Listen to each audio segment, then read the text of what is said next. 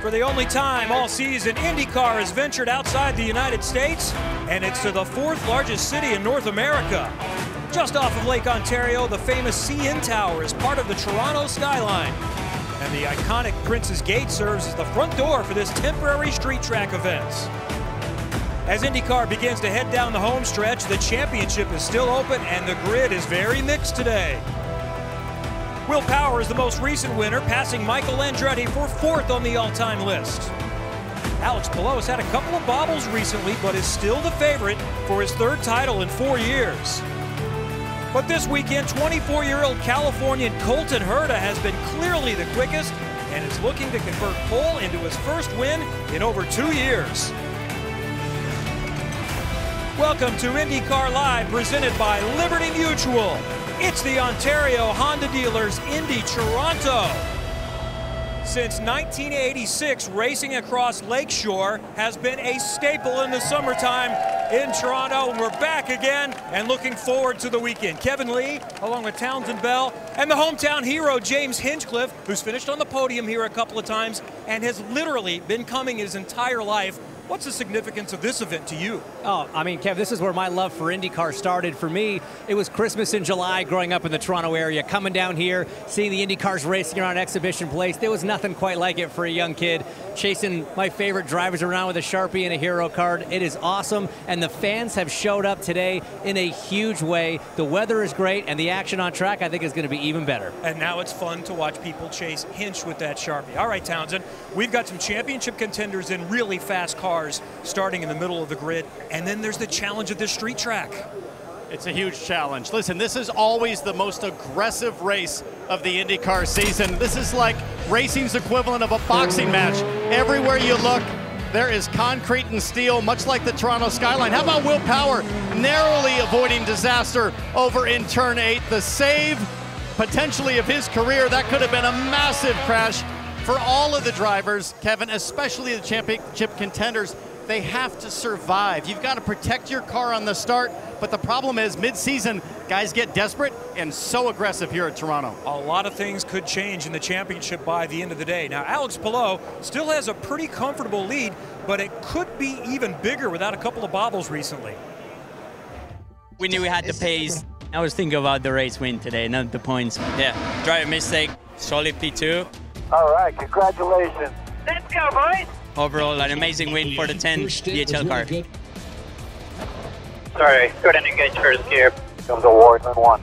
Push on the outlap here. Checker flag, P2. He was just kind of going, and then the back started coming around, and he tried to save it. You okay, buddy? Yeah, I'm good.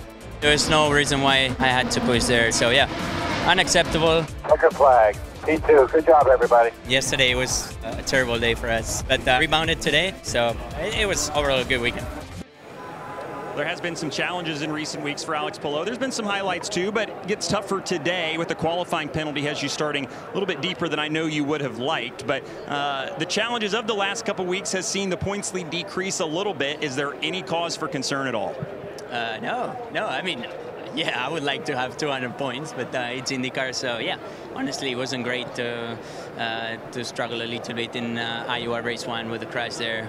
But then we went back up on Sunday, finished second. So yeah, obviously yesterday wasn't ideal. As I said, I didn't really agree with the penalty, especially after seeing all the footage where the 5 went in and there was a double yellow flag. So anyway, he was not going to complete that lap. But it is what it is. We're starting P18th. The car has been really fast all weekend.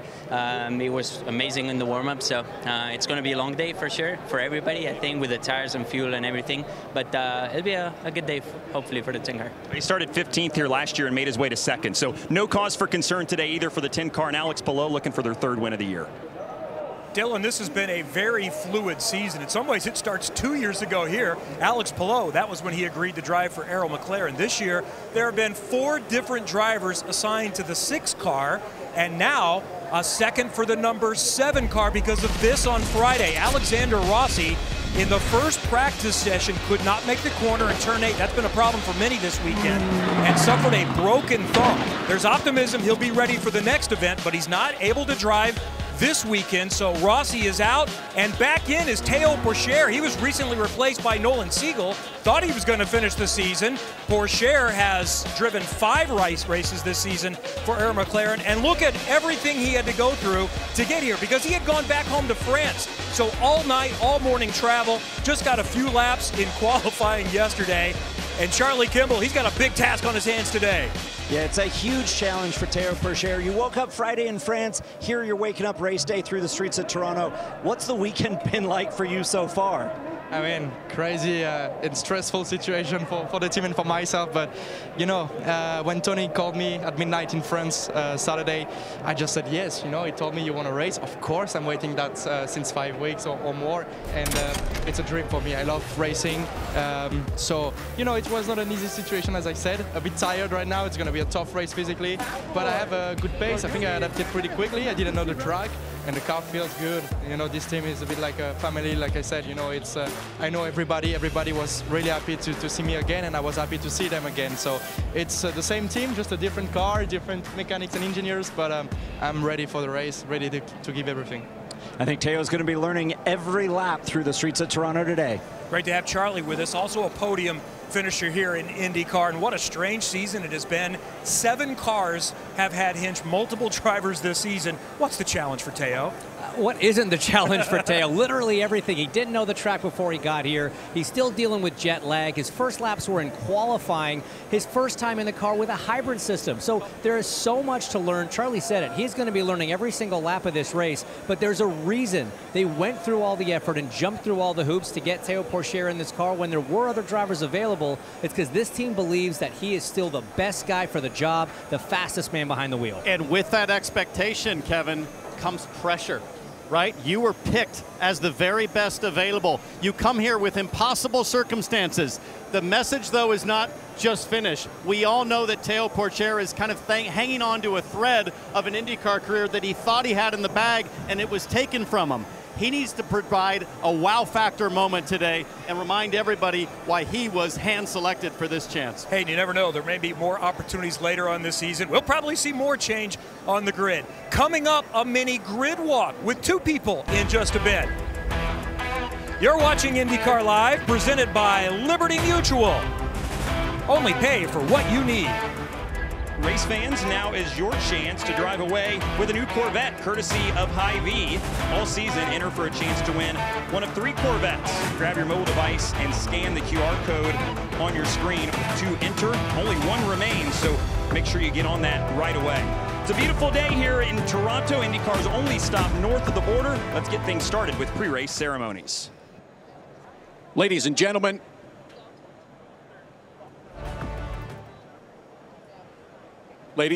at this time, we ask that you please rise and remove your hats for the presentation of colors by the City of Toronto Honor Guard. Please remain standing as Chaplain Jason Holt of IndyCar Ministries offers today's invocation. Father God, we thank you for the gift of life, the gift of creation, and the amazing freedoms and comforts we enjoy, as well as this fine city. Father, we pray for our drivers, teams, safety personnel, and these great fans, for your hand of protection, that we would have a safe and exciting day of racing. Most of all, we say thank you for the hope and love available to all through the cross of Jesus Christ. Amen. Now here to sing both the national anthem of the United States of America and the Canadian national anthem, please welcome Canada's Got Talent finalist and Toronto Maple Leafs official anthem singer, Natalie Morris.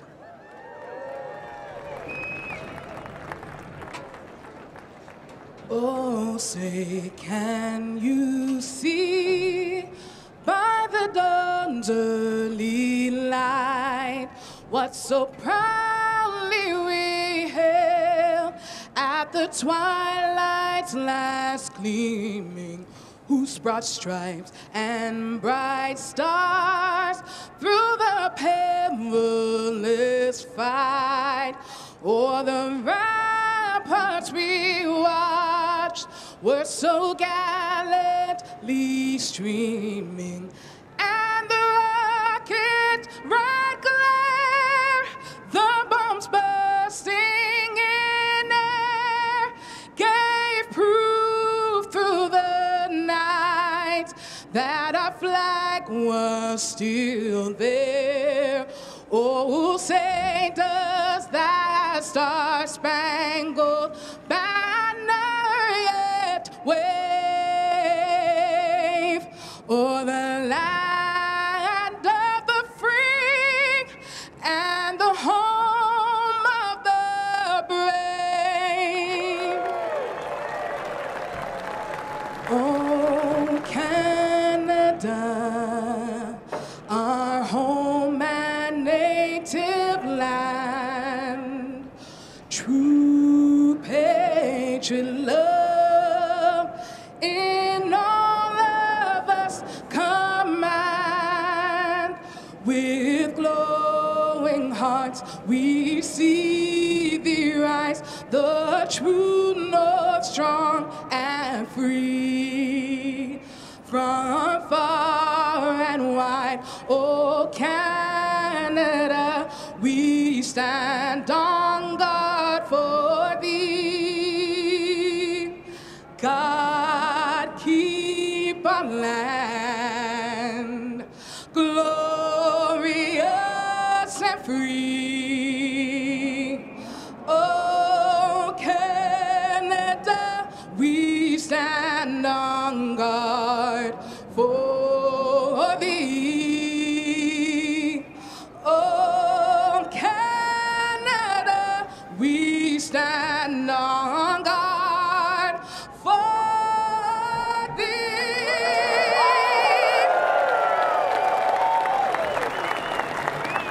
All right, let's hear it for Natalie Morris. Great performance.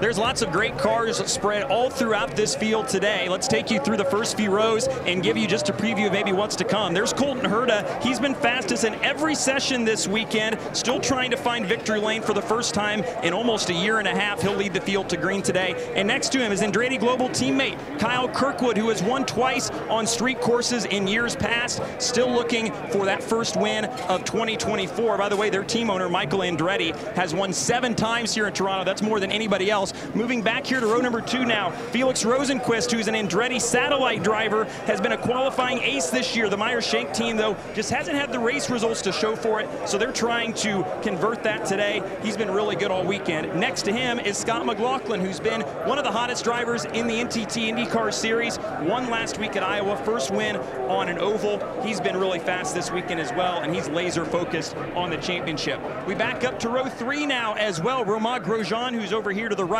he starts in the 5th spot, always fast here, matched his best qualifying effort of the year. Like we said, usually really good at Toronto. And then there's David Malukas over here as well, making his 2nd Fast 6 in the last 3 weeks.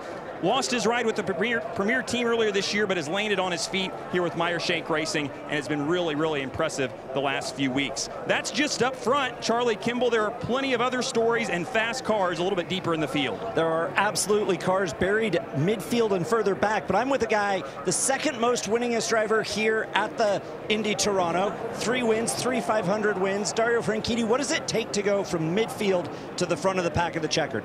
Well, no mistakes, first of all. You can't lose your temper either. And you got to pass cars. You got to be fast, looking after tires, all that stuff, but you have got to pass cars to go forward. And it's a team sport, as we know very well. Pit lane's really difficult here, so you got to make sure you get into your pit stall and clean stops as well, and a bit of luck.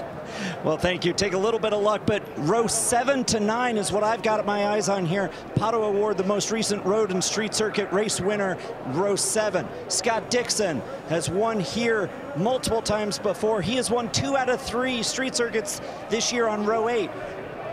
Joining him on row 8, Christian Lundgaard, last year's race winner. And then further back on row 9, championship leader Alex Palou looking to make a drive through the field. If it's on pit lane, if it's on the racetrack, he's got to find ways to pass cars and go forward all day long.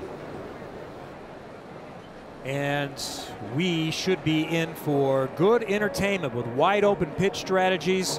And that pit lane, 2 turns, there's 11 turns on the race course, there's 2 more on pit lane. How challenging is it, Hinch? It's one of the toughest ones of the year, if not the toughest one, Kev, because it is very short, it is very tight. We've lowered the speed limit, 40 miles an hour, slowest one that we have. And because of those corners, it really complicates getting in and out of those boxes, especially if you're on that right-hander. It's so chaotic that it opens up the opportunity for a little gamesmanship also on pit lane. If we come to a full course caution and there's a battle for position on pit lane, we'll be looking very closely to anybody that tries to go slightly out of their way to make it a little more difficult for a trailing car to get out of their box. It's that tight, it's that crazy, and it opens up all kinds of possibilities. You can see drivers like Joseph Newgarden are about to climb in. The command is not too far away. You're watching IndyCar Live, brought to you by Liberty Mutual Insurance. Only pay for what you need. Fellas, this is a great day to be in Canada. Have fun out there, dude. I will, don't you worry. Green, green, green. Turn 2, lots of cars. I got stuck in the middle there. The 10 cars ahead of you does have some front wing damage. Be aware. Excellent job. You are the leader. White flag, bring it home. Guys, what did we just do? Very proud of you, man. Very proud. Great job, boys, all day, all weekend, all year. Last year we saw a first-time winner. What's in store this year for the Ontario Honda dealers, Indy Toronto? And when we talk about what might happen, well, you first have to get through the start of this race. Concrete Canyon, so challenging. We see how Christian Lundgaard won last year. One, he survived the beginning. Very difficult, and a lot of people are eliminated. Yeah, turn 1 on the start was crazy. When carbon fiber meets concrete, concrete wins, James, every time. This was all kinds of damage at the back of the field. And it's so easy to have a complete track blockage here in this section of racetrack. It is so tight, but there is a way to get around through the Princess Gates in turn 1. Graham Rahal being pretty clever here to find his way through it. Yeah. A secret door as Graham Rahal found reverse, which this year, if this happens, he'll use the hybrid system to EV his way backwards and then take the gap in Princess Gate and go around the backside and rejoin on the back straightaway. That was about an 8-position move right there from Graham. Heads up thinking to get that done, but he's starting a lot further up this time, so I think hopefully that won't be an issue. We are down to 6 rounds remaining in 2024, and after today, there's just one more non-oval. The Portland weekend is the only road course remaining, so that's why I feel like the championship is still a little bit more open, because a lot of things can happen on ovals. Certainly. When we think about ovals, we certainly think about Joseph Newgarden and Team Penske, their dominance over the last several seasons, but we're now racing ovals in the hybrid era, and it changes things up just a little bit in terms of weight distribution and all of that. Milwaukee and Nashville, those will be definite wild cards. It's been a long time since IndyCars had been at those 2 tracks to finish the season. So let's talk about the championship now and watch the ebb and flow throughout the season. Just such an awesome animation to kind of see how fortunes change as you go throughout a season at the IndyCar level, but just take a look at Alex Palou up top, consistently up there. You see a lot of bouncing around through the 6th through 10th, some of the Andretti drivers in there, but it's been Penske and Ganassi up front as usual. Kevin, you say ebb and flow, but for Alex Palou, it's the flow state. He's just cruising at the top, but today's a little different. He's buried deep in the field, a lot at risk on the start. Also notice the number 14 AJ Foyt car in the top 10 for the first time in a long while. All right, the drivers are strapped in. It's just about time to get going in Canada. Back down to the grid. All right, race fans here in Toronto and watching around the world, time for those most famous words in motorsport. Here to give the command for the Ontario Honda dealers, Indy Toronto, Paul Langlois, Rob Baker, Gord Sinclair, and Johnny Fay of the Tragically Hip. Drivers, start your engines.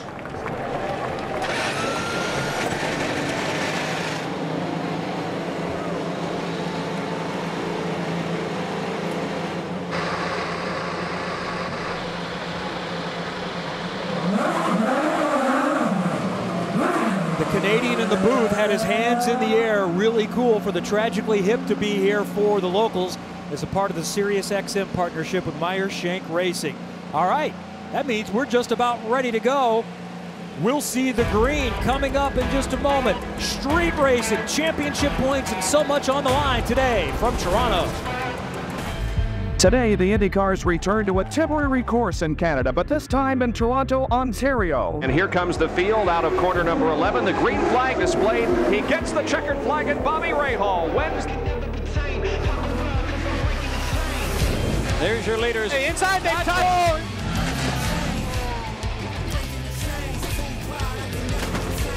And a Canadian winning for the first time in front of his home crowd, Paul Tracy.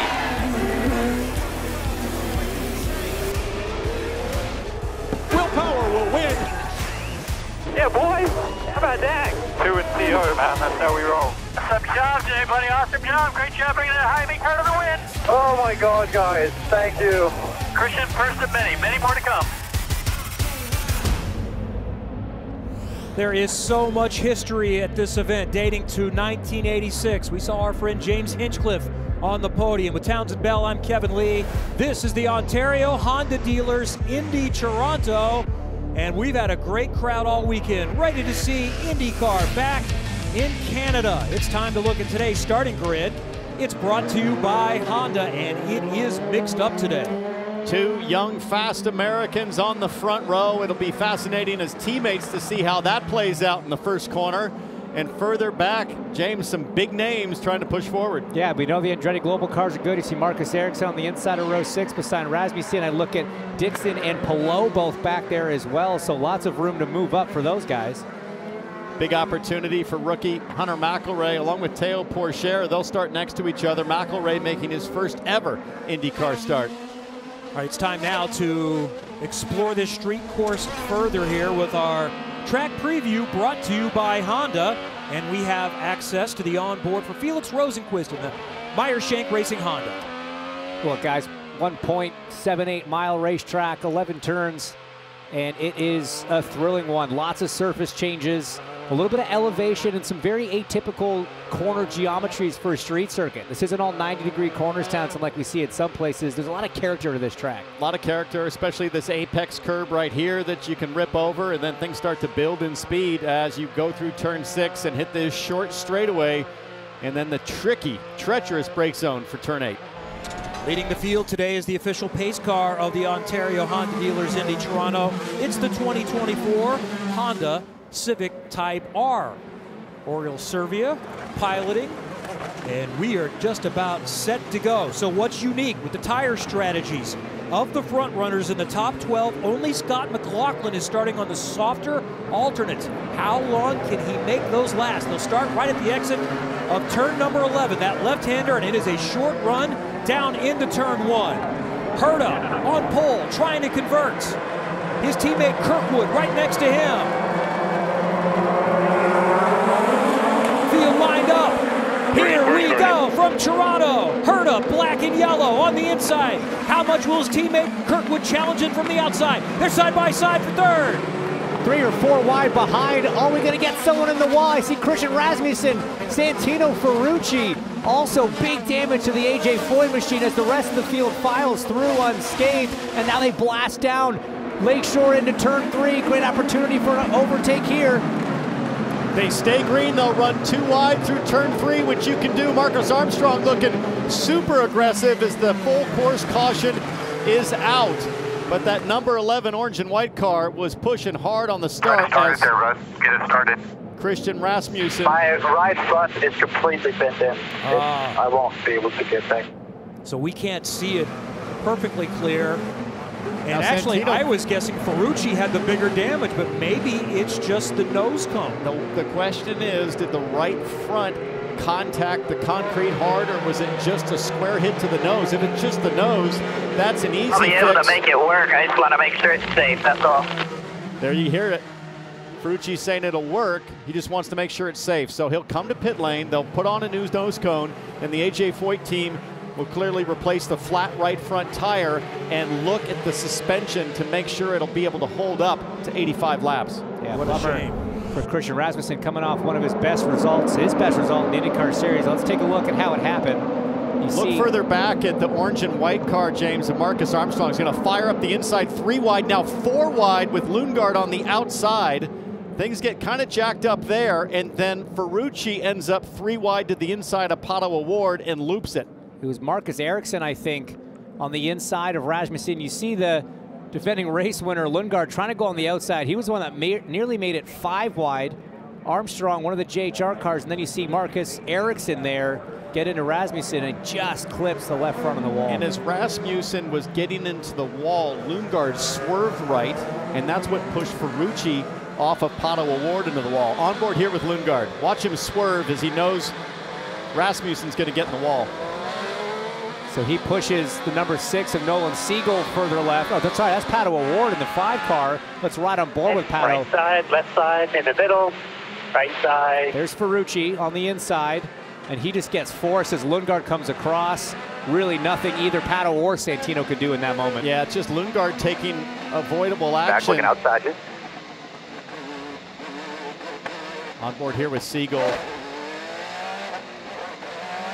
Ferrucci hit the wall pretty hard. I don't know how that right front's going to be able to hang in there, but they'll take a look on pit lane as Christian Rasmussen's car is being recovered by the AMR safety team. Pit lane would have been closed initially for that first drive by, so Ferrucci is staying out to make sure they don't get a penalty for it, but now it should open up. We see Linus Lundqvist, who started near the back of the grid. He's going to come in, maybe take those alternates off and move this tire strategy around a little bit. Not a bad strategy if you're at the back, and you never know how much yellow this race can have. And for Santino Ferrucci, he'll have to come to pit lane, Charlie. He's on pit lane right now, and the Foyt crew goes to work. They're putting brand new green sidewall alternates, changing that broken front wing, looking over the suspension, listening to the radio. Larry Foyt calming Santino down. Santino thought there was very little wrong.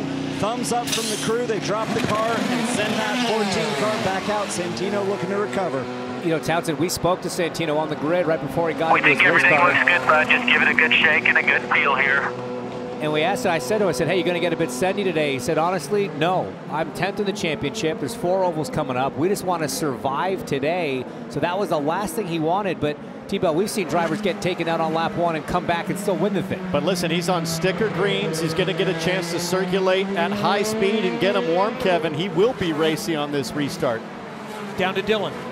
Well, Kevin, you mentioned that Scott McLaughlin was the only car in the top 12 to start on the alternate tires, and he started on scuffed alternates, which is was a little bit surprising. But I spoke to Ben Bretzman, who's the engineer on this car. He said, the last 5 of the 6 years, there's been a lap 1 crash in this race. And if that happens, you're looking at really only like a 10-lap stint on these used alternate tires. And lo and behold, that's exactly what's happened here. McLaughlin feels like the green tires have actually been really good for them. They haven't fallen off as much as they have for others. So this is kind of coming right into their wheelhouse in a fortuitous decision by that man there. He did pick up a spot on the start on Felix Rosenqvist. So McLaughlin started 4th, now running 3rd. The Ganassi cars all started mid-pack or beyond. Nobody better than 13th, but 3 of them picked up 3 spots at that brief start. Armstrong, Dixon, and Simpson. It's been interesting up and down pit road talking to teams about whether they thought the alternates were going to be a usable tire, a preferred tire maybe, or not. Obviously, Team Penske going that way, and you got to love that call from Bretzman because this race has never run caution-free. I talked to that number 12 driver, the Verizon car, Will Power, right before the start of this race. I said, how are the greens? He said, better than I thought. He said, I think they'll hold up. The track always gets better as the race wears on, and with most of the front runners starting on primaries, should be a little more grip and a little better tire life as we get going. All right, we'll get going again here. Next time by, pace car is in. When he gets to the pit lane, there he is. There's the pit entrance in this very unique section of the track. Turns 8, 9, 10. Colton Herta, Kyle Kirkwood, teammates. McLaughlin from Penske, Rosenqvist from Meyer Shank, another Penske in Newgarden, Romain Grosjean in 6th. Let's go again from T.O. and a big jump for Herta. Monster jump for Colton Herta. Brilliant job through the final corner. He has to get a good exit right here. Keep it smooth. No big slides as the field single file until Pato O'Ward makes a move on Marcus Ericsson. That was textbook. Well done. Nice late pullout on the brakes there from O'Ward. Gets it done. Can Ericsson maybe fight back down Lakeshore here? But man, Kyle Kirkwood almost sleeping a little bit at that restart. Colton had such a big jump.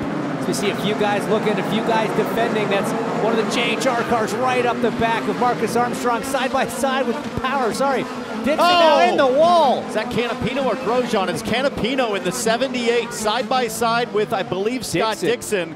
And Canapino went for a ride and a concrete slam.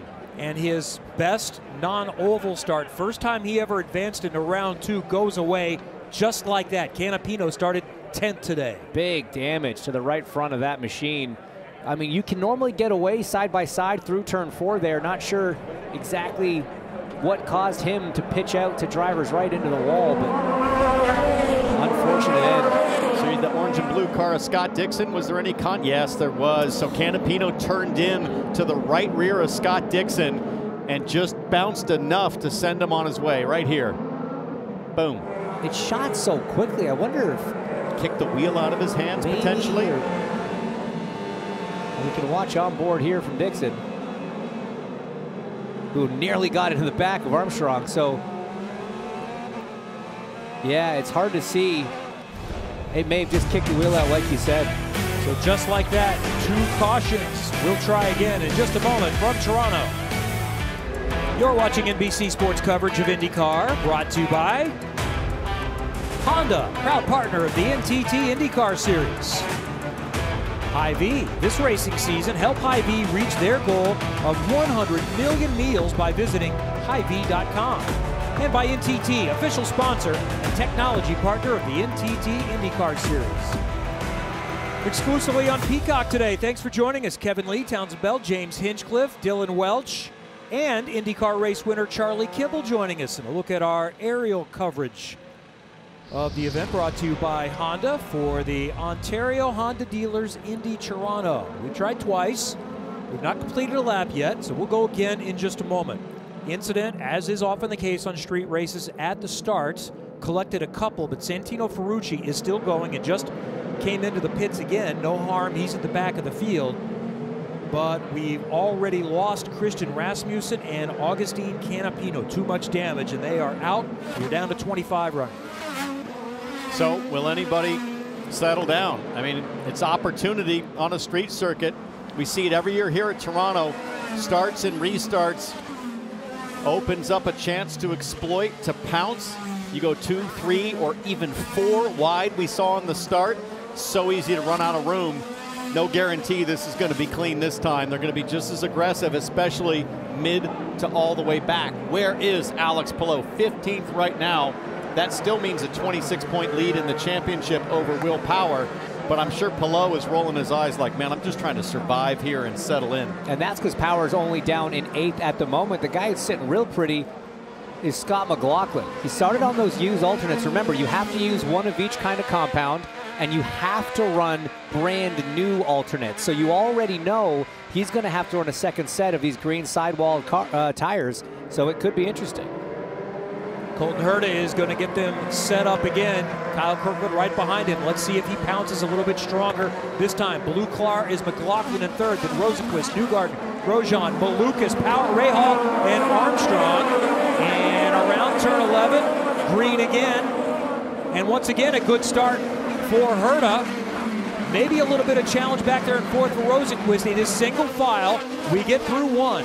I'm starting to wonder if there was a team discussion at Andretti Global to hang back on restarts for the driver in 2nd to make sure there's no big incidents into turn 1, because that was another big gap between Kyle Here and comes Colton. Graham Rahal. Look at him inside the 12 of Power.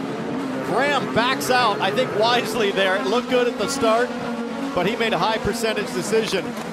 Marcus Armstrong still ahead of his teammate Scott Dixon there.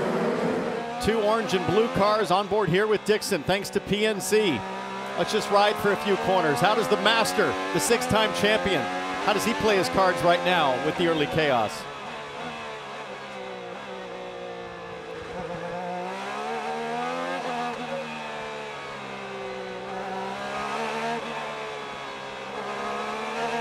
Looks pretty smooth, just saving fuel, trying to take care of your tires. Running around in that dirty air, it's going to wear out those Firestones a little bit quicker. So you see the hybrid status down there. Charges up into turn 1, and you'll see it probably a full deployment here on the back straight as he tries to keep up and maybe attack Armstrong in front. And we've got a green flag lap in the books. The run down to the passing zone in turn 3 at the end of Lakeshore. Feels nice, doesn't it? Having a green flag lap, and here we go. Will Power now on David Malukas down into 3, and then a little bit of contact, I think, between Armstrong into the back of Rahal as he had to check up for those 2 cars in front. So Power going from under attack from Rahal 1 lap to making a move on Malukas a lap later, and every car that he gets by that Palou does not, or Palou stays where he is, that championship lead shrinks for the Ganassi driver. The guy that I think was actually loving the restarts was Colton Herta. Why he's now 3rd in points with the lead, and the more drama that happens behind him, the better chance that Power or Palou could get caught up in it. I think he's comfortable leading on a restart. He doesn't feel like he's under any particular threat from his teammates. So Colton Herta firmly in control of the race right now, and maybe a little bit of championship outcome. Felix Rosenqvist is looking pretty racy on the back of Scott McLaughlin there. Remember, Scott on those alternates, they're supposed to wear a little bit more. He's going to try it around the outside of 3. Tough to make it pass there. Make it stick there, sorry. And I think Felix should be patient here. Lap 11, McLaughlin should come to him depending on how long he stays out. But like we reported at the start of the race, starting on the greens, the number 3 might just pit around lap 15 or 16 and bail. Looking out the back of the Gallagher insurance camera here, it doesn't look like McLaughlin's struggling yet at all on those greens. Maybe just trying to nurse them, knowing he only has a few more laps he's got to get down before that pit window opens. And Dylan, he's doing a great job keeping pace, but he's got his hands full with Rosenqvist behind him. Yeah, he does, but you guys were right. That's kind of the lap target that they had in mind, maybe that 15 to 17 range.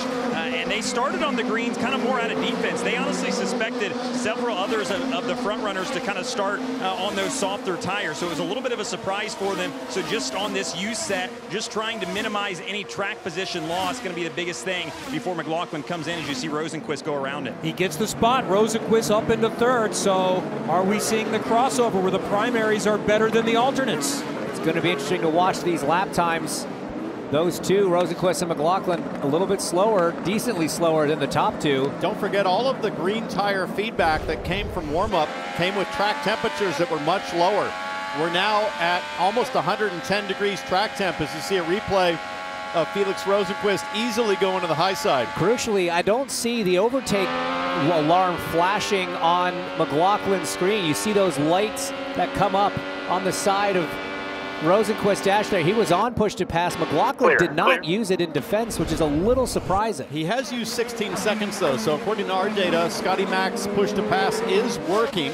Rosenqvist has used 25 of the 200 seconds. And on the previous lap, they were almost dead even, as now we see Joseph Newgarden lining up his teammates. So yeah, the crossover period is now. And remember, that's with a lot of yellow laps, guys. So with the green flag running, these greens might only be good for 6 or 7 laps. I think we're very quickly seeing that this is a black tire preferred race.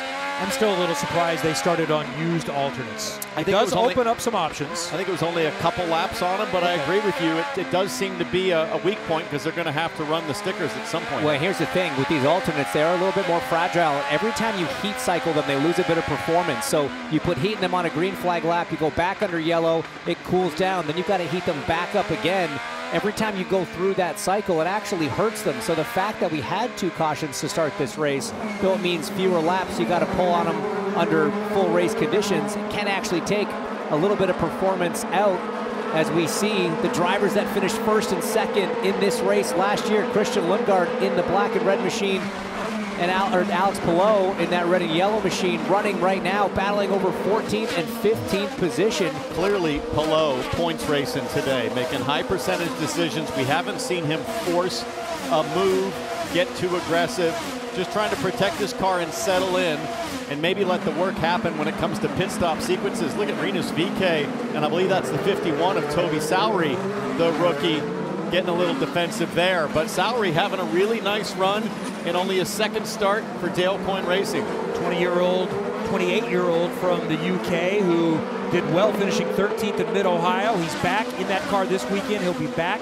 at Portland as well. We come to complete lap 15 and start to wonder, will Scotty Mac and Team Penske bail into the pits? Not this lap, but if we look at the front tires for Scotty Mack, look at that right front right there. It is really starting to feather and suffer the wear here as you look at those beads. We always talk about it on the road and street circuits. It'll become very pronounced out of turn 3 as that camber really starts to wear out the softer tire. And now Grosjean is thinking about him. That's him in the green and black car back there in 6th. Of the starting group, 6 of the top 8 in this race have not won this season. So we're starting to get late in the year. There are a lot of people like Grosjean really wanting to take advantage. That's the call from pit lane. I think Bretsman's saying, let's get off these. I think that was McLaughlin saying we have to get off these. That was a copy from Kyle Moyer, the strategist. And let's see if they dive in this lap. Not yet, they said. You got to fight it out a little bit longer, and I know it's easy to sit there and think, oh, they've made the wrong call, but remember, everybody in front of him, everybody that started on the primaries, they still have to take this pill at some point. They still have to do a stint, but they can do it on sticker greens, which is a huge, huge difference. So I think there's going to be some questions asked once this race is done on whether or not they started the right way. We see a car that is off the pace and on the pit lane. Charlie, what's going on with Stingray Rob? Yeah, Stingray Rob in that 41 AJ Foyt car in pit lane. They've got a mechanical issue. They're still trying to diagnose it. They're getting ready to change the steering wheel, but they are filling it with Shell fuel and putting the green sidewall Firestone alternates on just in case they can solve this problem. Stingray came over the radio and said, the car's pretty good. We just can't go anywhere. They had to go to a different chassis after that frightening crash at the end of the second half of the Iowa doubleheader last weekend. So it's a chassis they had used earlier on in the season. So thankfully, Aeroscreen again did its job protecting Charlie Kimball, protecting Kyle Kirkwood and others last weekend. The real struggle here is he might be able to keep Grosjean behind him, Scott McLaughlin, but the gap now to the leader, almost 9 seconds. Not sure I understand why they're staying out, other than the fact that because they started on scuffed greens, they'll have to run sticker greens too, so they probably know that they're going to have to shorten up another stint here. They're in a bit of a hole, perhaps caught off guard by misreading things in the warm-up. Too soon to say. They certainly know how to get to victory lane, but right now it looks like a struggle bus as Grosjean under pressure. Will Power to the outside. You can do it there. You can roll. Oh, opened his hands up big time. Opened his hands and flared his elbows. That was some very aggressive defensive driving, and Power's going to take note of that. He is going to absolutely repay the favor if he gets a chance to get on the inside of the 77 anywhere around this racetrack. Kevin, there's a Toowoomba temper that's only skin deep there, and Grosjean might have scratched a little too much. Do you remember at Road America during a practice last year when Will Power told me somebody needs to punch Grosjean in the nose? You may be thinking that again right now. Well, it might be nose to gearbox here in a few laps if Will Power can get close. Well, Colton Herta has certainly settled in up front in front of his teammate, Kyle Kirkwood. It's a little feisty further through, just kind of checking some of the championship contenders. Palou has not been able to move forward other than that 3 early on. He still runs in 15th, Dixon there in 11th. Power second in the championship we see there in the number 12 Horizon car in 7th. Side by side, the Ganassi teammates, as Dixon is going to try to get through and will into the top 10 on Marcus Armstrong with a different look. The on-the-run livery. Different shade for Armstrong in the number 11. Armstrong hanging on to those greens as you see him fade back quickly behind the primary tire shod car of Scott Dixon. Let's watch here. Does McLaughlin finally commit to pit lane? He does. The 3 is into pit lane, Dylan, to get those alternates off. Yeah, and as you'd expect, they have a set of Firestone primary tires laid out. So they made it to lap 18, which I think with 2 yellows is probably about as best that they could hope for here. But Townsend, you're right. They'll want to run this black tire as long as possible to try to minimize the sticker set of greens later. They will have a little bit more information maybe than some others about what they're going to do at the end of a stint. Maybe that'll help them. But McLaughlin goes to the black tires. With McLaughlin doing that, he essentially just helped the rest of the field understand what the tire situation is. So not only is he disadvantaged, he's handed a key piece of knowledge to every other car on the grid. Such a great point, especially for Colton Herta. If they had any question about what to do, the answer is pretty clear now. Colton, Kirkwood, Rosenquist, they'll all stretch this stint as long as they can and try to shorten up probably the middle stint to run their greens. Top 4 is pulled away a little bit as we see the Hy-Vee on board from Christian Lundgaard's car, but they're all stacked up behind 5th place Romain Grosjean right now. Got to think Lundgaard's going to do the same thing and come to pit lane soon, but no, he stays out. I'm a little surprised by that. Again, these were probably sticker only. McLaughlin, to our knowledge, started on the used alternate, so a little bit more life. And look, he's got the championship leader, 2-time race winner so far this year behind him on the better primary tires, and he's keeping them at bay, not losing too much time to the cars in front either, so not a huge rush for Lundgaard to come in. But you just have to assume that the pace average is going to be much better on the blacks at this point, so I don't know why you just wouldn't bail now, and then you'd have one more stop, 2 black tire stints to the finish as Palou draws closer. Well, they also always look at where are you going to come out, is there clean track, and at this point the feeling may be we're not really going anywhere, so let's just save some fuel and give us more options a little bit later on. By the way, Pato O'Ward was one of those that started on alternates.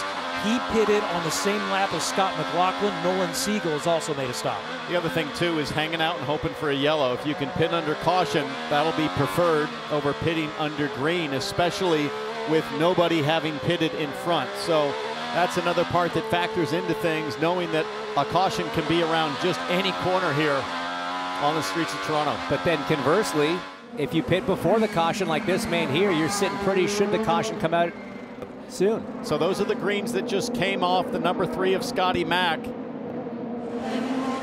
Don't look horrible down there, Dylan, as they go to work on them, but maybe you have a closer look. I'm sure they felt it in the race car, as here's another one. Théo Pourchaire in the 7 bailing out on lap 21. Yeah, Scott didn't have anything to say on the radio about them feeling bad. Obviously, we saw the gap between he and the top 3 continue to grow, but they didn't look great, but I would say probably about what you'd expect for a used set of the softer tires. Pourchaire had a nice pit location, filling in for Alexander Rossi up near the front, trying to still get comfortable in this car. First time in an Indy car for a month or so. First time driving with the hybrid. Colton Herta is certainly comfortable. He has been fastest in every session this weekend. Won the pole, fastest in the warm-up. If he were to win the race today, he would become the first that we can find ever in IndyCar that has led every single session and won the race. That's the kind of domination that Colton Herta has had as we watch his Gamebridge onboard. About 10 laps from his pit. Let's just watch the fastest kid this weekend. How does he do it?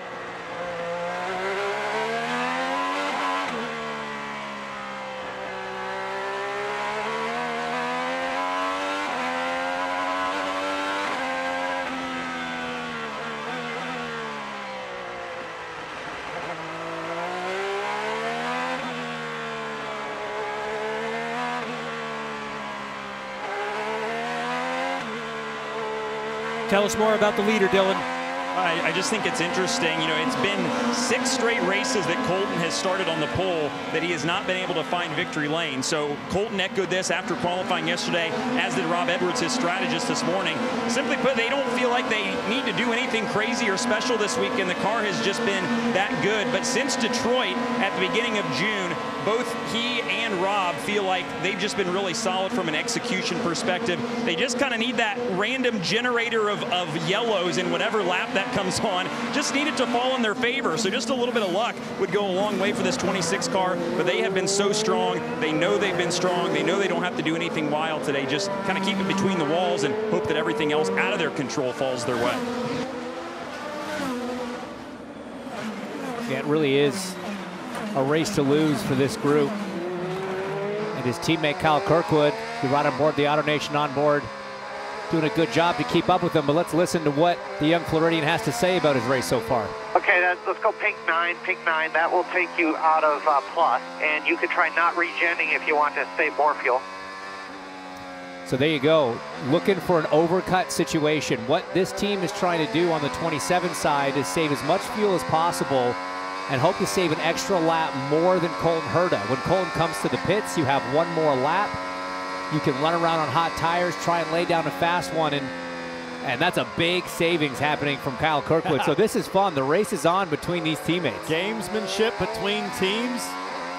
And if there's a blend battle out of the pits on green flag stops, how's that going to shake out?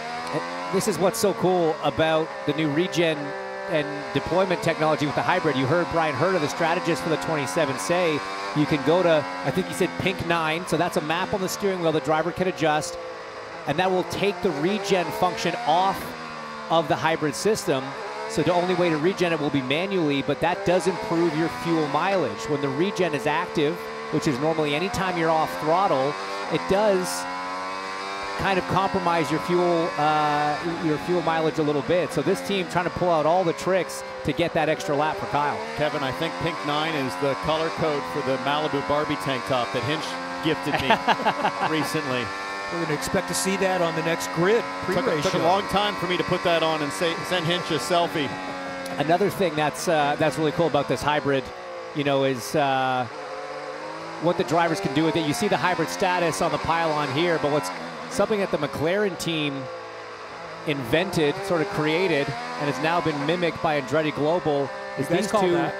Yeah, these two little sensors here, these screens here. It's kind of an adjunct way of showing the state of charge of the battery. They'll have it somewhere on the steering wheel on the dash as well, but having it just in the driver's sight line, either left or right, is a great way to kind of keep it front and center and allow the drivers to really keep track of what the hybrid system is doing without having to glance down at the wheel. We had speculated, James, who would be next to implement that feature that McLaren had discovered as Lundgaard and Palou come to the pit lane. This will be a great battle. And Lundgaard is the last to get off the alternates. It started that way. He was the last car to get off those alternates, filling it up with Shell fuel. Primaries going on Dillon with Palou. Alex drove from 18th to 12th in this first stint. They will take the primary Firestones off, put a sticker set of alternates on. Shell fuel as well. Palou, a nice, smooth, calm day so far, and he's on the charge. Very difficult here under green flag stops for Palou and Lundgaard. These primary tires are going to be rock hard for turn 1 and turn 3 before they start to build temperature. So Palou is the only driver on track right now on the alternates. This is going to decide things for him. What can he do? He's certainly trying to do something different starting way back in 18th. Oh, yeah. Will Power is in.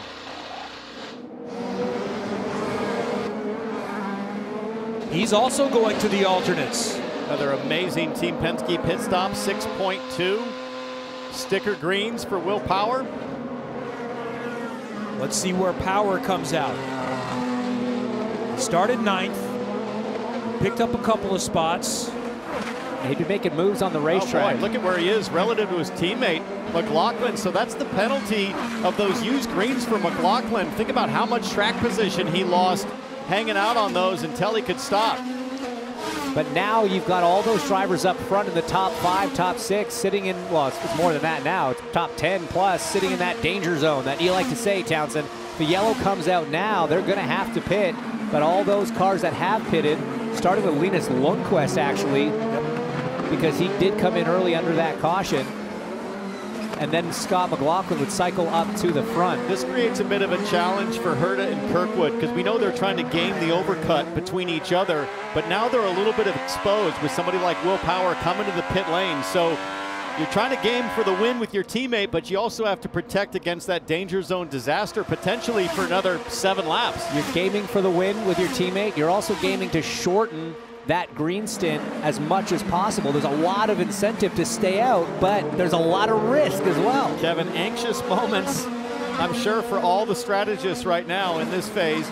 Let's talk about Newgarden, up to 4th right now. He's had a solid day. And he had a good weekend, not a great weekend, not what he is used to at Iowa, because he always wins, but still finished 3rd and 7th last weekend. It's kind of been all or nothing for him. That was his first really just okay weekend. Trying to make it a little bit better. Started 7th, running 4th. Charlie, tell us more. Yeah, when I talked to Joseph Newgarden, he was really happy with the car. His engineer, Luke Mason, really happy with their speed in that number 2. Felt like maybe Joseph missed a little bit on the driving, but he was really upset because whenever he's not the quickest Penske car, the quickest Chevy, the quickest guy overall, he gets really grumpy and just figures out how to go faster. The top 13 have yet to make their first stop at this point. So those are the drivers that are in peril. One of those running at 12th right now is Hunter McElroy, making his IndyCar debut. The 24-year-old, born in Los Angeles. He has spent most of his life in Australia before he came to America 5 years ago, but he is from New Zealand. Finished second in the Indy Next Championship last year, has won 4 Indy Next races. 44th different driver to get their chance with Dale Coyne Racing. He's doing a fantastic job, though, considering he's only tested an IndyCar once before, and he's running lap times equivalent with the leader. He's the biggest mover since the restart, and since the start up 13 positions and up 9 spots since that restart is that white and black Dale Coyne number 18 car with support from a McDonald's franchise group. The Courtesy Corporation helping the 24-year-old. He looks composed and right in the groove, James. And you know, not even half distance yet, he is learning so much right now. And once he puts some fresh Firestones on, could be pretty quick. There's so much that you improve stint to stint in your very first weekend. Yeah, it's so funny. You talk about it as we see a move here on the track. That's Ericsson on Rahal, easily done down the back straight into turn 3. But you go through 2 days of practice and qualifying. You do these short runs, 4 or 5 laps at a time. And then all of a sudden you get out there for the full race distance. 85 relatively uninterrupted laps. It is amazing how much you take in as a driver doing their first event. United Rentals giving us these shots from Graham Rahal as he tries to keep pace with Ericsson there, struggling at the moment. The Swede really pulling away. We've kind of been wondering when Ericsson might turn it on because the two teammates, all the teammates, have been really strong this weekend when you also include the association with Meyer Shank. But he lost an engine early in the first practice, so it's been a little bit of catch-up for Ericsson. As David Malukas is in, Dylan. Yeah, it's been a good run for David so far. Made his second Fast 6 in as many weeks. They, I believe, went to the alternate tires. David's been learning a lot from Felix Rosenqvist, his teammate, who has been very fast here over the years. David said it's been a big help for him this weekend.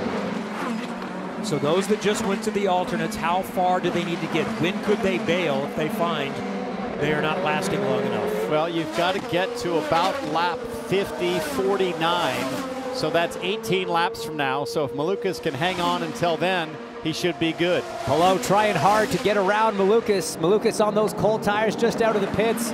You really don't want to get trapped behind another car side by side through 3. Big risk here for the championship leader. And he knew it.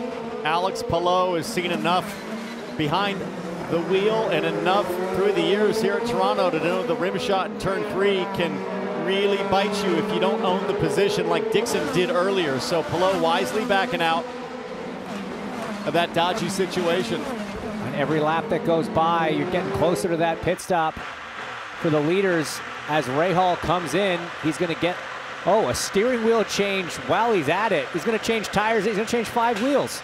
Let's see how much time it costs him. Wow, that 2 was seconds? impressive. About 2 seconds extra on a steering wheel change. They would have waited for fuel too. I mean, 7.7 is not an atypical length for right. a stop on a full fill. That was super impressive. You'd be tugging on that thing right now just to make sure it's tight as you fire down into turn 1 under green. Graham Rahal, I've never seen a steering wheel change in under 15 seconds. That's impressive. I wonder what the issue. So I wonder what the issue was. Let's look at Graham's push-to-pass usage. He has used 38 seconds, so it's not a push-to-pass issue, but maybe it's hybrid, or maybe he's just flat not getting any telemetry. I don't see anything on the LCD screen, James. It's solid black. Yeah, they work then, but then they're not consistent. They worked on the downshifts into 3, but on the upshifts here, you don't see those lights lighting up. The dash, the full display, the monitor. Yeah, but I'm saying the lights as well. Look, they start working in the middle of the brake zone, but it seems to be some kind of short. So Graham flying a little blind. And look, I know it sounds silly, but when you lose your shift lights, it is very, very tough unless you have something, again, an auxiliary measure, an adjunct measure to get that shift going, whether it's a tone. Looks like they're working now. Oh, that's what happened. The screen came on and then shut off. Lights came on and shut off. They're all off right now. But they'll be able to tell them, hey, at least the buttons are working. You hope so. You hope PLC works when he comes in. And now one of the front runners is in pit lane, Charlie. That's right, Joseph Newgarden comes to the attention of his Penske crew. They fill that car up with Shell fuel. They put brand new sticker green sidewalled alternate tires on it, clean stop, and he's out.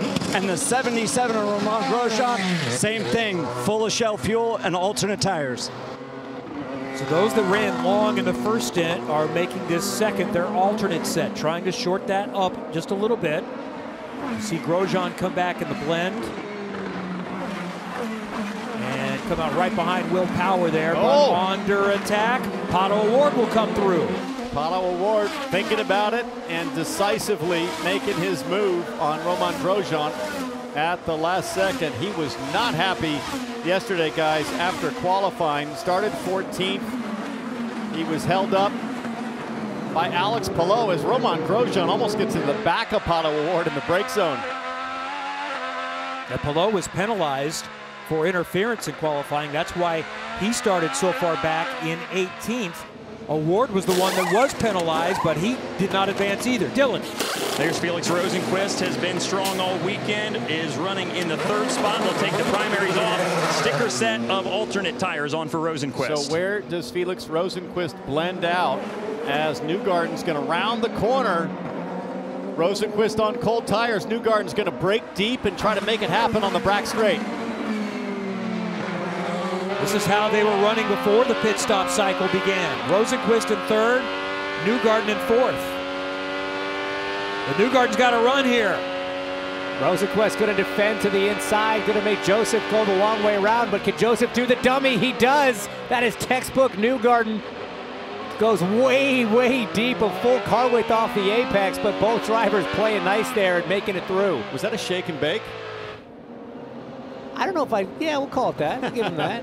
Here's Colton Herta to pit lane along with Kirkwood. Dylan. Yeah, both the Andretti cars are in. Kirkwood will go to sticker alternates. Believe that's the plan as well for Colton Herta. Wing change to compensate for that. And there you see the sticker alternates going for Herta. See who gets out first here in the race for the lead. Herta is closer to pit out, and he's right in front of Kirkwood. So they stay the same. Let's see if anything changed from those that stopped earlier. No, they come out ahead of Newgarden and Rosenqvist. There's Linus Lundqvist. He's on a different strategy. Then McLaughlin, then Power. How about Palou making a move on Ericsson here? Why am I not surprised that Scott Dixon's the last guy to come to pit lane? So impressive. You mean he's good on fuel? Yeah, I don't know if you've heard this about him. He might have a future in this fuel-saving business. Here's what's fun. All the last few years, the accusations of trickery with Scott Dixon and fuel savings. Now in the hybrid era, there's a unified fuel flow sensor, and he's still doing it. Look, and that's another lap he's at it. He skipped pit lane again. So pitting on lap 35 for the other leaders, it's going to be at least 37. And he's on the push to pass aggressively. Why? He's got a clean track. In lap, he's going to go as fast as he can and see who he can overcut in this sequence. He's doing quick laps. The last one was 101.3. This one is at 101.5. Fastest on track. So Dixon, who started back in 15th, will get an idea of what his charge is like. How much ground has he made up by going longer and getting some clean track at the end? So about 27 seconds lost on a stop. Right now he's 15 seconds ahead of Colton Herta, but that 25-27 seconds would blend him out right around Romain Grosjean and his teammate Marcus Armstrong. Let's see if he pits here. He will. This will be great to see what kind of progress he can make up through the field, Dill.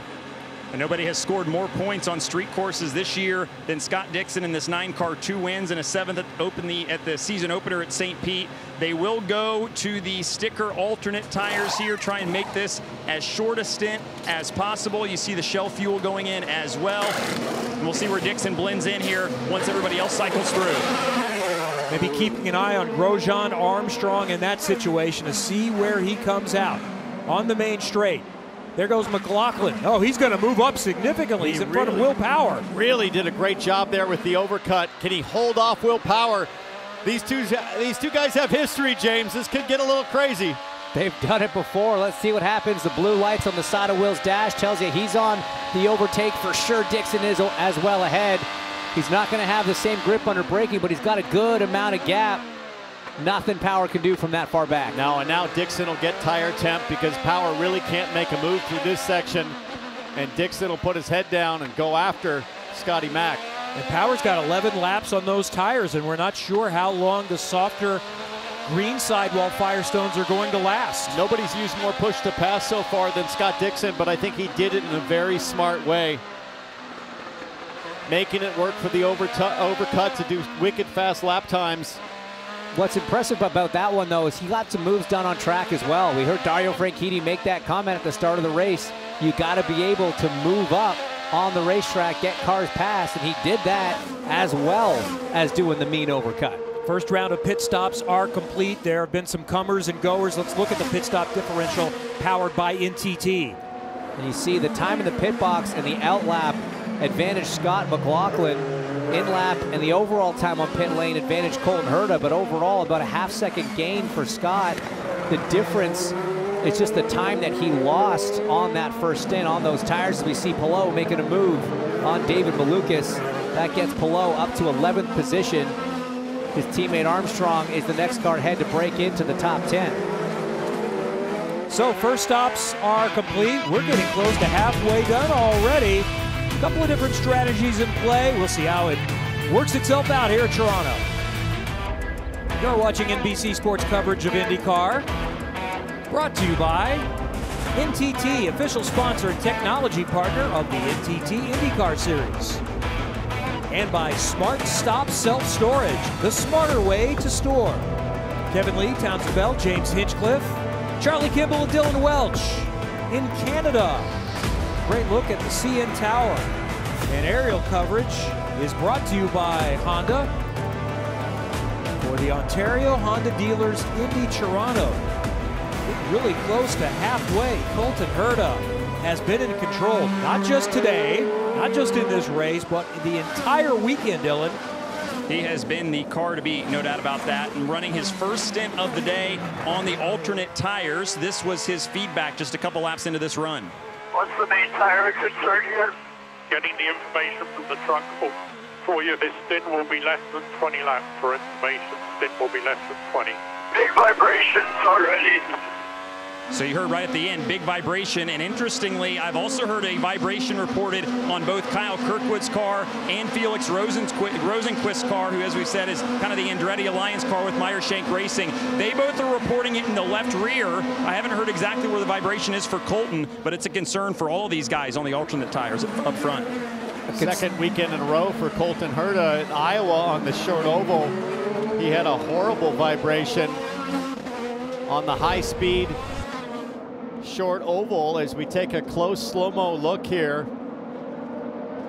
And just looking at the fronts and rears, I mean, you're always going to have vibration on the streets, but maybe just a little sidewall deflection there on the left front. I don't see much in the rears there, but the good news is, as Rob Edwards instructed Colton, hang in there, maybe 6, 7 more laps and your window opens to make your final stop and get back on the black tires where they've been so quick all weekend. He's only done 7 laps so far in this stint, and they were talking about 20. But I don't know that he has to get quite that far. He did 35 laps on the first stint, but that was with some yellow. Yeah. Temps are still good. Left side, especially left rear, is the concern. Now, what's different of this group, as you see, Scott McLaughlin, who used alternates. Rules say you must use a sticker set. So Scott McLaughlin is going to need to go as long as he can in this stint. This is what's going to decide it. If the primary is the preferred tire, and then hope that the track is rubbered in enough that the alternate works better on the last stint, because he might be the only one. Well, look, he's hoping for, well, I mean, look, we saw Scott Dixon was the latest on the first stint, 37, but he had 6 laps of caution. So you got to think a more realistic target for Scott McLaughlin is 31, 32.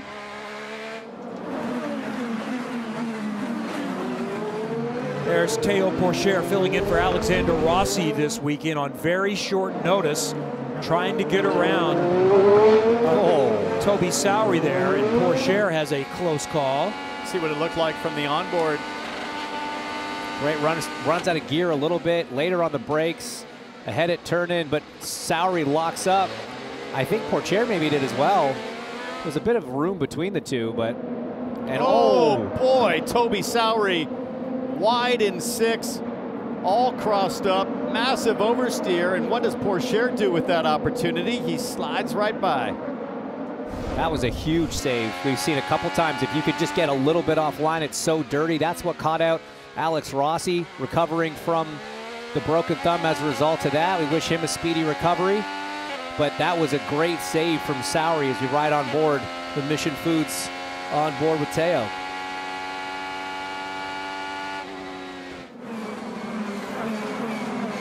This is 10th, 11th, 12th. Marcus Armstrong in front of this. Different look this weekend. On the run, convenience stores here in Canada. Alex Palou, championship leader. Marcus Armstrong on the blacks. Palou and Ericsson on the greens. Armstrong started on the green tire. Palou using this middle stint to run the greens. There we go. Ericsson's got a nice run. Palou having to defend a little bit. Big lunge for Marcus down the inside. Green tires on green tires makes it stick. It's like everybody knows that Palou can't take huge chances as the championship leader, and they're ganging up a bit in those heavy brake zones, firing it up the inside, and Palou continues to leave room, not defending very aggressively. Former teammates had a memorable coming together a couple of years ago at Road America that left Alex Palou less than pleased. Lap 1 deal back at RA when they were teammates, but that one nice and clean. Look, Townsend, that's what you got to do as a driver. You got to absolutely pounce on any opportunity, any weakness in the armor of any and all of your competitors. So if it's a ubiquitous feeling among the field that Palou's got to protect his points lead, then yeah, everyone's going to try to take advantage of that. I knew you'd find a chance to integrate ubiquitous into a broadcast at some point this year. Why is that? You got to get it in there somewhere. It's a beautiful word. We're going to leave Hinch with the big words. So I'm going to try to keep it simple. It's all championship points as they run for a moment. Tightening up a little bit more, but it's not done yet. Alex Palou may be running in 12th, but he often finds a way to get a little closer. Still amazed at what he did last year with started 15th with a broken wing, held on by a decal at the end, and still finished second. Dylan. Well, let's listen to some radio on the 10 stand to Alex Palou about how to manage some of this traffic. Nice and smooth. Take care of the tires. Got me. The front of the field is kind of packed up again. We're 14 seconds behind the leader. And they're doing exactly what they need to do. Yes, the points lead has shrunk just a little bit. It's down to 27 points right now, but still a long way to go. One more pit stop remaining. A lot can still happen here, and Palou's running 12th right now, up from his 18th starting spot.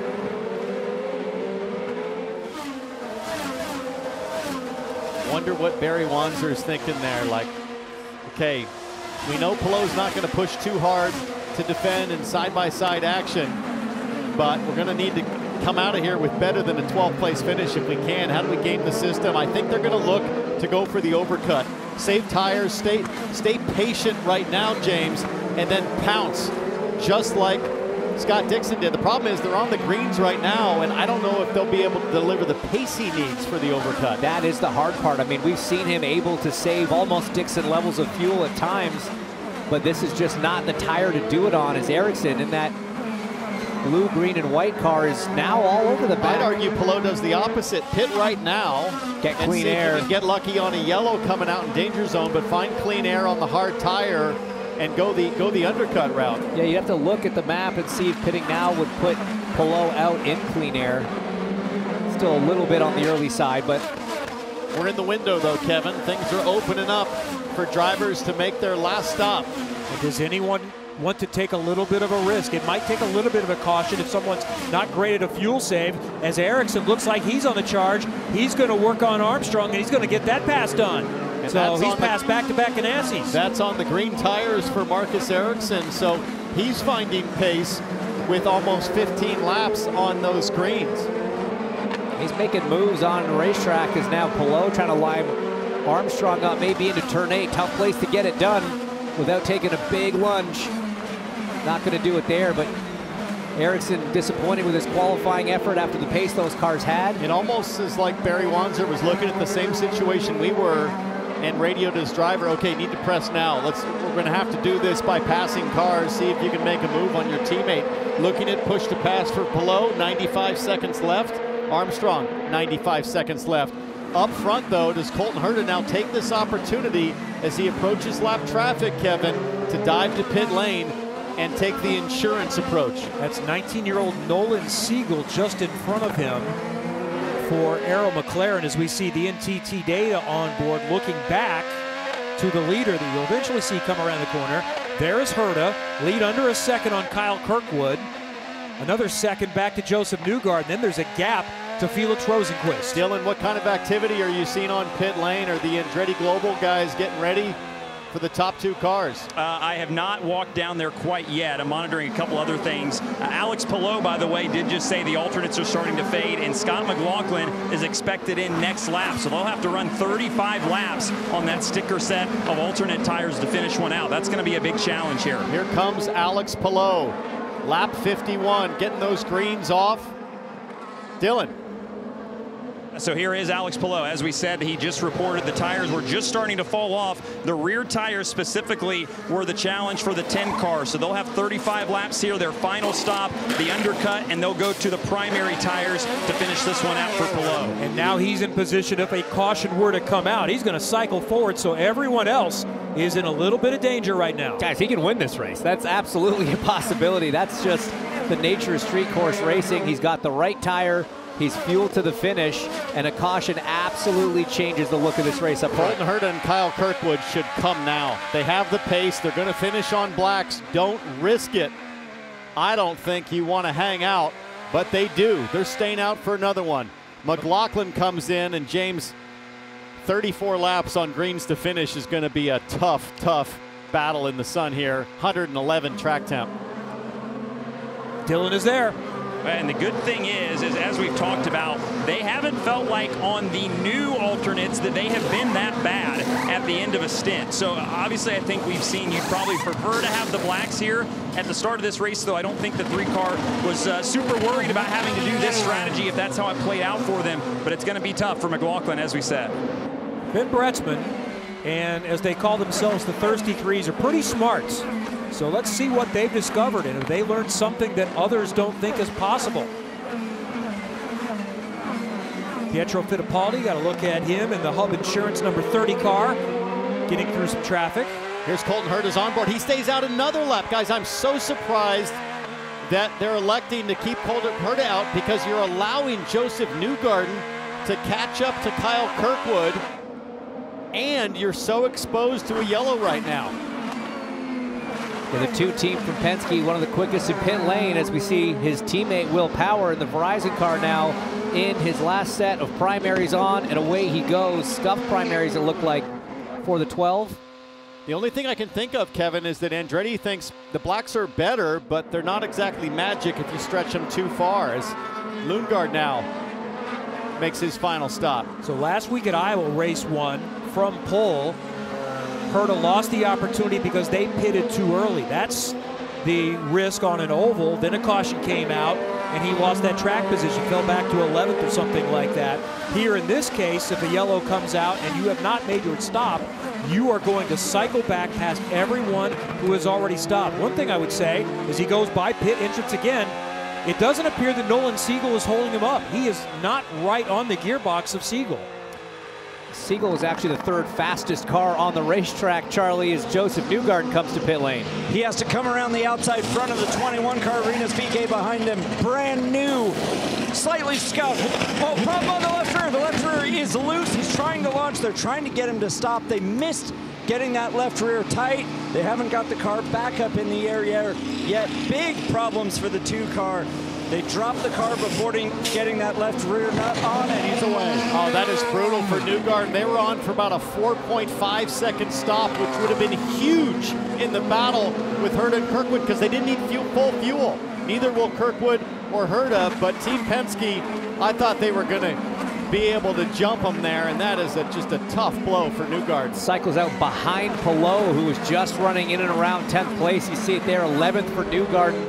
Still some stops to happen, certainly, as now the Andretti Global cars. We saw Kirkwood lining his stuff up there And the leader, Dylan, is in pit lane, his teammate right behind. Yeah, pit road busy all the way here at the front of pit road. This is what it's going to come down to between these two Andretti teammates. Kyle Kirkwood said, we're just as good as Colton. We just got to maybe be a little bit better on pit road. That'll be the difference maker. They'll go to the primary tires for Kirkwood. Same story as well for Herta. Smooth stop for him. Who wins the race off pit road between these two? Looks like Colton's going to get it. Boy, that car was dropping just as the right rear got the wheel nut on. Those were razor-thin margins. We saw it go bad for Newgarden, but boy, the Gainbridge crew getting it done.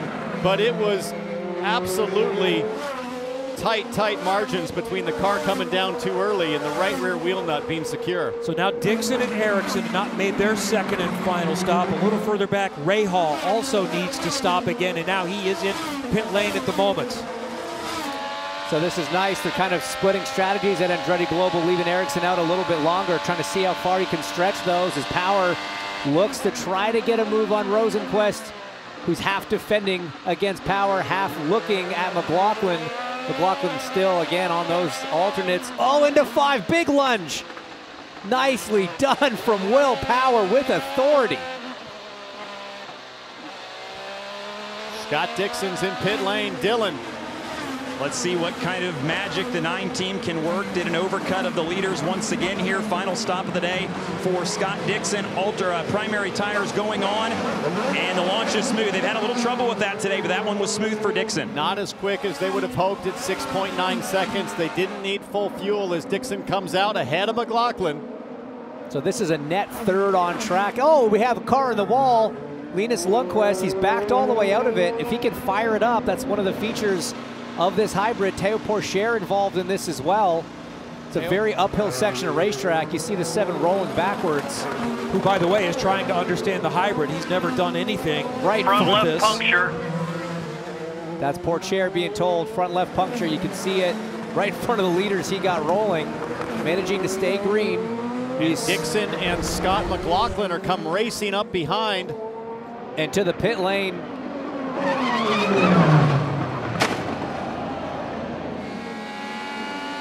Watch this one again. Good run from Lundqvist. Goes to the outside. Both drivers. Oh, they didn't touch. No, they I just guess got wide. They just went hero deep on the brakes, a game of chicken, and they both ran out of room. But Lundqvist gonna argue that he couldn't turn, even though he was locked up, he couldn't turn in. Théo didn't even make the corner on his own, so certainly an argument that Théo had more to shoulders more of the blame, but guys, we got to race up front. Kirkwood's coming. Headed down into the passing zone. Kirkwood not close enough this time. This one is not over yet. Also, Dixon and McLaughlin pretty close down the back straightaway. On board here with AutoNation and Kyle Kirkwood. Rosenqvist, turn 3 runoff. Oh man, it's been a brutal 2 laps. No. Marcus Ericsson was just coming out of the pits. And you have to think that Ericsson was trying to defend on cold tires. So it's gone away here in the last 5 minutes for 3 in the top 10. Rosenqvist and Newgarden have been fighting for 3rd and 4th. They've lost position. Ericsson was moving forward, thinking maybe 7th or 8th. It was shaping up to be such a good comeback drive. Let's see. Oh, big dive from Rosenqvist. I think he got into the back of the 28. Maybe some contact there. Did Ericsson throw a little bit of a shoulder fade there, right in the brake zone? Gonna have to take another look at it. That looked to be a little dicey. Onboard here from Rosenqvist. Watch Ericsson's car. Oh, I don't like that. I don't like that. Right when you get to the brakes, there's been some horrible accidents here at Toronto in situations like that, and I don't like that move. I think that's worthy of a review. Yeah, you can use it. Unfortunately for Ericsson, you can use that white line from the city streets as a reference point, and you see it start to disappear once Felix pulls out. But it's that little jag on the brakes from Ericsson. That's what I'm saying. Yeah. The white line shows that once you're in the brake zone and Felix moves, that white line disappears under the right side tires. Both drivers end up in the runoff, but yeah, you're right, could be under review. Here's the look at the 2 leaders. Remember, Andretti Global has not won this season. They run 1-2. And then behind, there's Scott Dixon, the 4-time winner here, the 6-time champion, still in play for this year's championship. Started 15th, ran long in each stint. He is in play for a podium. This is what Chip Ganassi Racing does, guys. Look at the other biggest mover, Alex Palou. Started down in 18th, up 11 spots. This team and these drivers just know how to get it done. It's not like there's been a lucky yellow. They've done this on pace on the racetrack, strategy with fuel. As we see McLaughlin clearing Linus Lundqvist. We saw Lundqvist and Pourchaire tangle a moment ago, and there's damage to the front wing of Lundgaard, and they were fighting for 23rd. There's Palou with a championship cushion, and the arrow on board with Pato O'Ward, who was also salvaging something. +8 on the day for O'Ward, who came in third in the championship, 52 back. So as it runs at the moment, he would still gain 2 points on the day. As we look out the back of the arrow on board from Pato O'Ward, I look to the last stop. So Palou pitted 1 lap earlier. Not so much of a fuel concern as much as it is tire wear. So O'Ward 1 lap fresher, Firestones down the stretch to the finish. We've got 2 young Americans up front, 2 Kiwis behind, and then an Australian. And guys, for only the second time in 37 years of this race, there are no Canadians on the grid. The last time was back in 2015. I should have been there, but I was still recovering from a little thing in May. Yeah, otherwise busy. Otherwise occupied. Connor Daly filling in that weekend, but it's a shame for these Toronto fans to not have a Maple Leaf flying on one of the cars, because there are a ton of fans here today, guys. Great to see how many people are out on the streets of Toronto. Hinch, there have been some seats open. We could have gotten you potentially a ride this weekend, so. I'm looking for some consolation, like, are there any drivers married to Canadians, dating Canadians right now? Well, James? Rossi, but he's not in the race. That's he's married true. to a Canadian. Well, at least he was here this weekend. That's true. For a couple of sessions. As you see, the pit time differential powered by NTT. And look at the outlap from Scott Dixon. That's 2 incredible. seconds to the good. Well, let's give credit where credit's due to the 26 crew in pit lane. Time in the box, 1.3 seconds faster than the Ganassi crew. Bit of a shorter fuel fill required, but not by that much. So good job to the guns on pit lane. I mean, with Dixon, you can just only throw your hands up and laugh at the good brilliance of the strategy, knowing when to push, when to use push to pass for those in laps, saving tires, saving fuel. Dylan Dixon on his way again. Continues to amaze us, never ceases to amaze us. But just ahead of him, it's 2 teammates that this one is going to come down to. How hard will Kyle Kirkwood race Colton if he can get to him? Listen. Kyle, it's just you and Colt. Plenty of fuel to the end. You tell Cole I'm not going to act up unless I have to. And that does track and match what Kyle told me this morning. He said, look, this is the best weekend we have a team have had in the entire year. We just need to finish it off, so I'm not going to risk crashing either of us. And if we're in line in second, that's what we'll take. So that makes sense. You don't want to crash your teammate when you're racing for the lead, even as selfish as you want to be to go for a win. So Kirkwood making a mature decision here, not going to try to force it. As Herta goes by Toby Sowery to put him a lap down. So Kirkwood won't crash his teammate, but he'll be watching for an opportunity. If there's any slip up, Kirkwood will be there trying to be ready to pounce. You're watching NBC Sports coverage of IndyCar, brought to you by Hy-Vee. This racing season, help Hy-Vee reach their goal of 100 million meals by visiting Hy-Vee.com. United Rentals, official equipment rental services partner of IndyCar, and Ray Hall Letterman Lanigan Racing. And by Honda, proud partner of the NTT IndyCar Series. We are with you until we are not today. We are clear through the checkered flag and post-race on our exclusive coverage on Peacock. Kevin Lee, Townsend Bell, James Hinchcliffe, Dylan Welch, Charlie Kimball at the Ontario Honda Dealers Indy Toronto, where Colton Herta has been in control. So his 14th pole, just 24 years old this weekend. His first 7 poles, 4 of those times he converted to wins. The last 6, he has not been able to convert for a win, and it has been since May of 2022 in that mixed condition, wet road race at the Indianapolis Motor Speedway. That's the last time Colton Herta has won. He would probably say there are 5, 6, 7 times where he could have, should have won.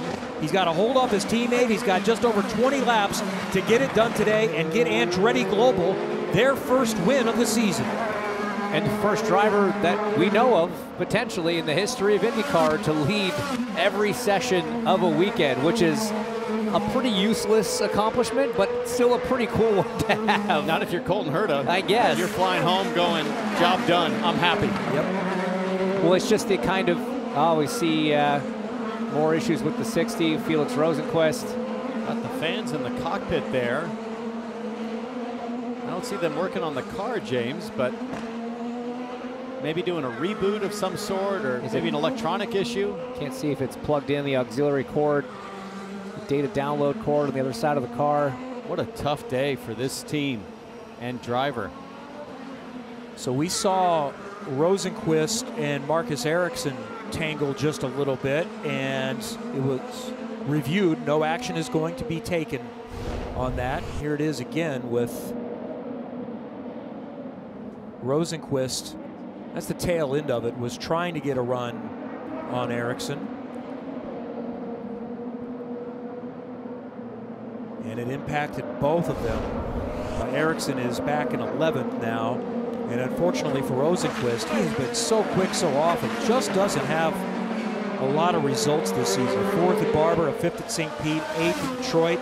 Last 5 races for Rosenqvist. 14th, 11th, 13th, 13th, 26th. And he's going to finish in the 20s here today. So, James, we heard Kyle Kirkwood say, I'm going to ride, I'll protect, hold position here. But look who's drawing pretty close to Kyle Kirkwood. The number 9 to Scott Dixon.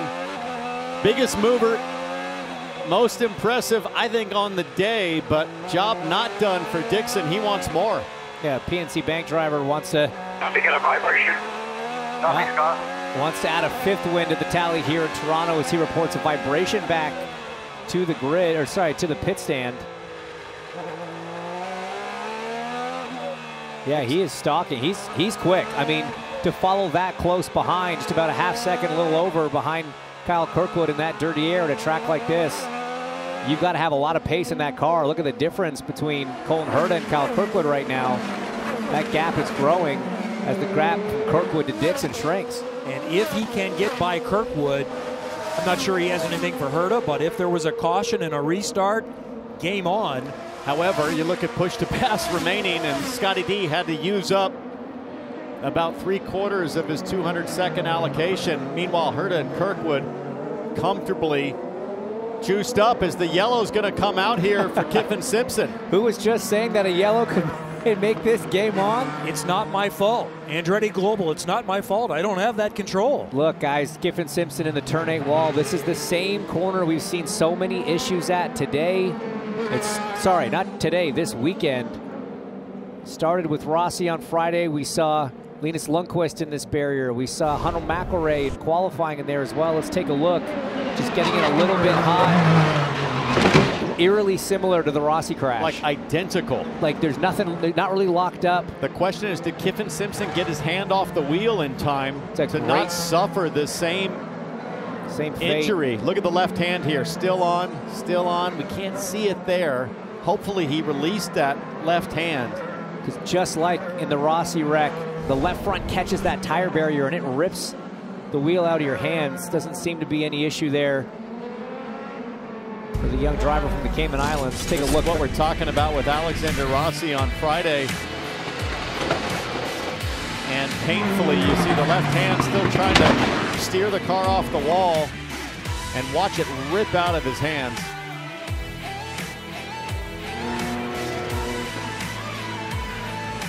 Rossi went home to Indianapolis yesterday, and we hear good things. There's a good chance we'll see him in a month after the break at Worldwide Technology Raceway on the oval outside of St. Louis. For Kyffin Simpson, he's crashed a couple of different times this year, but I believe this is the first time that it's been his mistake. Unforced error. Yeah, that's the first real mistake he's made in his rookie season. I think he's had a solid first year. He's still just 19 years old. Yeah, couldn't agree more. He's just been ticking off the laps. Really had a couple finishes that I think surprised some people, and you know, he's sitting 19th in points right now, well above the 23rd place cutoff where the leader circle program stops. So that car comfortably in right now, but this is definitely going to be a blow. Look at all the debris, though, that builds up offline here. Tons of marbles, and I'll never forget a few years ago, was it Joe New leading and got into the marbles and On a got restart. off of the wall in the restart in turn 11. So still a lot to play for here, and Dylan, it just goes from bad to worse. Felix Rosenqvist out of the car now. Yeah, so disappointing after such a promising start to the weekend. Sounds like some sort of issue with the hybrid. The team was plugged in, was trying to diagnose exactly what it was, but ultimately an issue that's going to end their day. So tough break for the 60 car.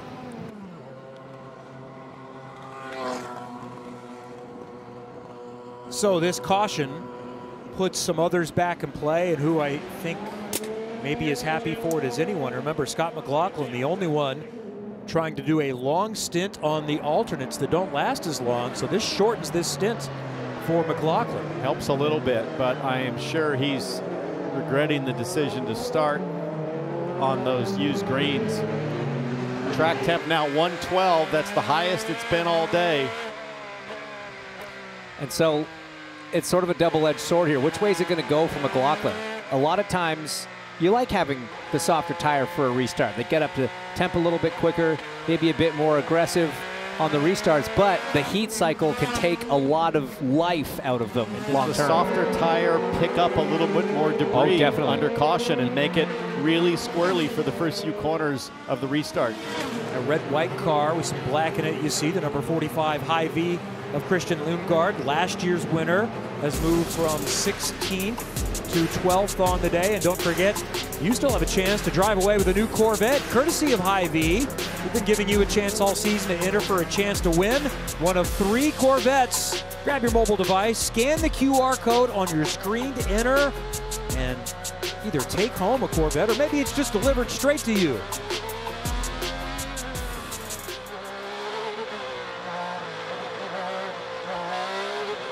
A breather, 3/4 of the way through. 15 laps to go is also the point where lapped cars are moved out of the way. We have 3 of them still in the race, so let's see if we will have that done, but I don't know that anyone is in peril. They're already all at the back Yep. as it stands. That's the Pourchaire and Lundqvist, the 7 and 8. Saury as well. All right, Dylan, what are you hearing about the leader right now? Going for the sweep of the weekend, as we said. This was strategist Rob Edwards' last-minute advice. Colt, just a reminder from the truck, based on what they're seeing on TV, make sure you stay in line. A lot of marbles offline. I know you know that, but just reaffirming. Out of his hands now. It's just up to the drivers, guys. Going to be fun. Glad we could help. Glad they're watching the broadcast. Thanks for subscribing to Peacock, everyone. It's been 41 races since Colton Herta has won. Looking to get it done again today. He's got a teammate behind him as a buffer, but then the second winningest driver in IndyCar history. 58 wins for Scott Dixon. Only AJ Foyt has more. What will Scott McLaughlin have? Green. Going back to green in Toronto. Colton Herta with a massive jump. Kirkwood has a little bit of a cushion too. It's McLaughlin that is going to think about Dixon for third. Kind of surprised that Kirkwood didn't jam up onto the back of Herta a little closer.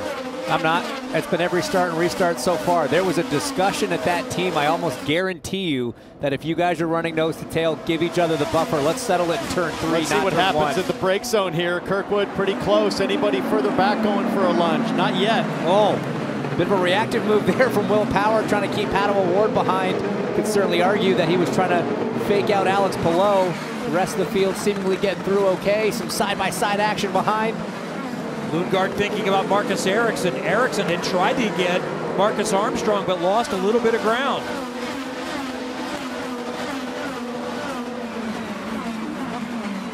Here's Pato O'Ward, has done a nice job of moving forward. 6th from his starting position of 14th. Black and orange, or Papaya Arrow McLaren car. He's right in front of Alex Palou. Those are 2 championship contenders. Palou in the DHL came in as the leader. O'Ward came in 3rd. McLaughlin doing a great job there on those used greens. Well used as Pato O'Ward sideways, and Marcus Ericsson. Oh boy! Oh my goodness! Santino Ferrucci launches inverted.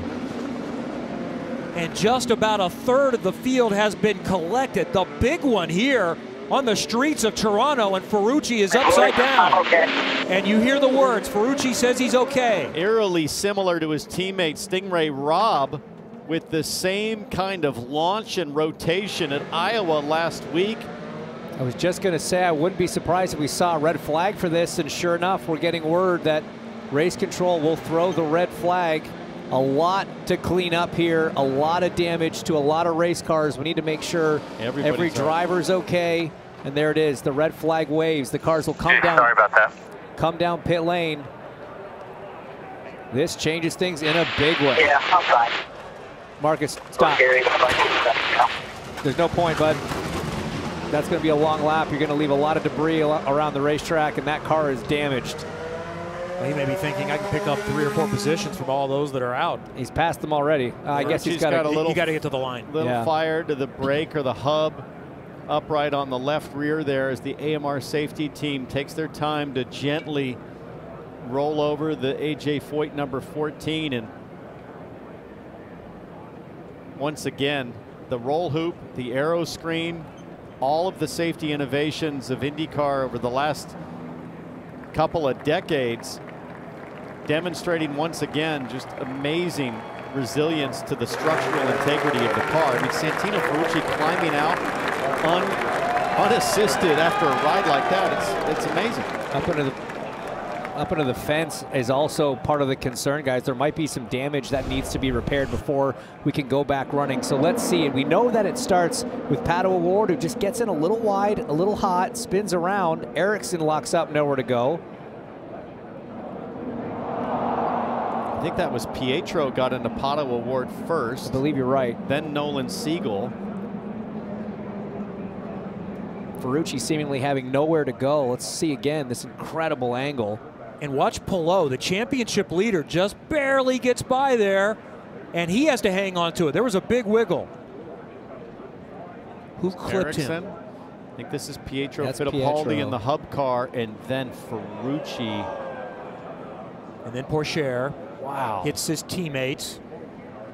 Fencing did a great job keeping Really that car did. inside the track. Coming right back to where it should. Nolan Siegel, That was big Siegel, contact as yeah. well. Pourchaire got through. That was Siegel. Yeah.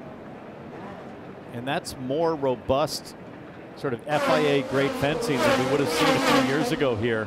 Another angle.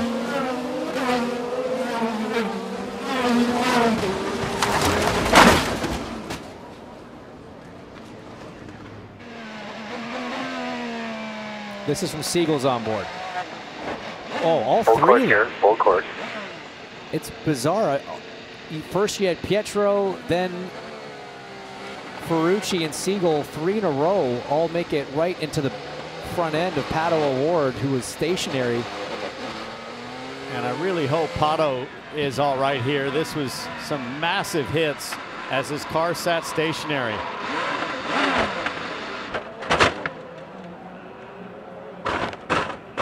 Oh my goodness, that is such a terrible feeling. It actually fired the car back up. He bump started the car inadvertently.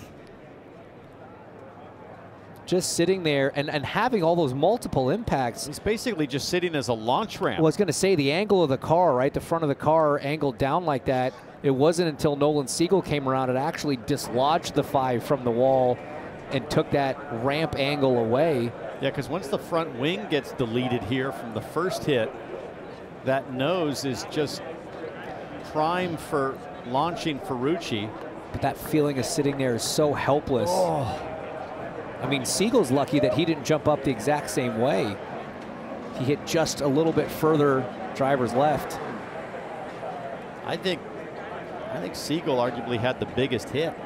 Well, I mean, Pato, Ferrucci went for a great ride. Yeah. I mean, Siegel and Pato. Yeah.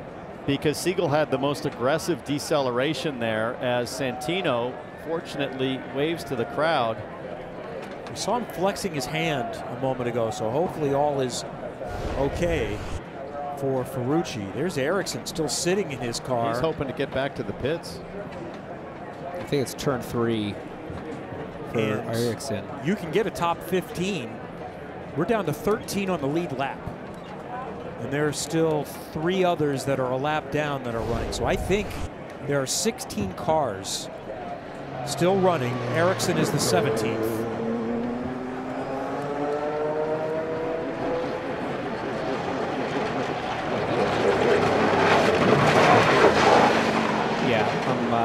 They need to leave that there. There's absolutely no. I mean, the left front's destroyed. Yeah, he's got 4 more corners to get around. He couldn't get around that one. That one needs to end right there. Okay, to pit lane and Dylan.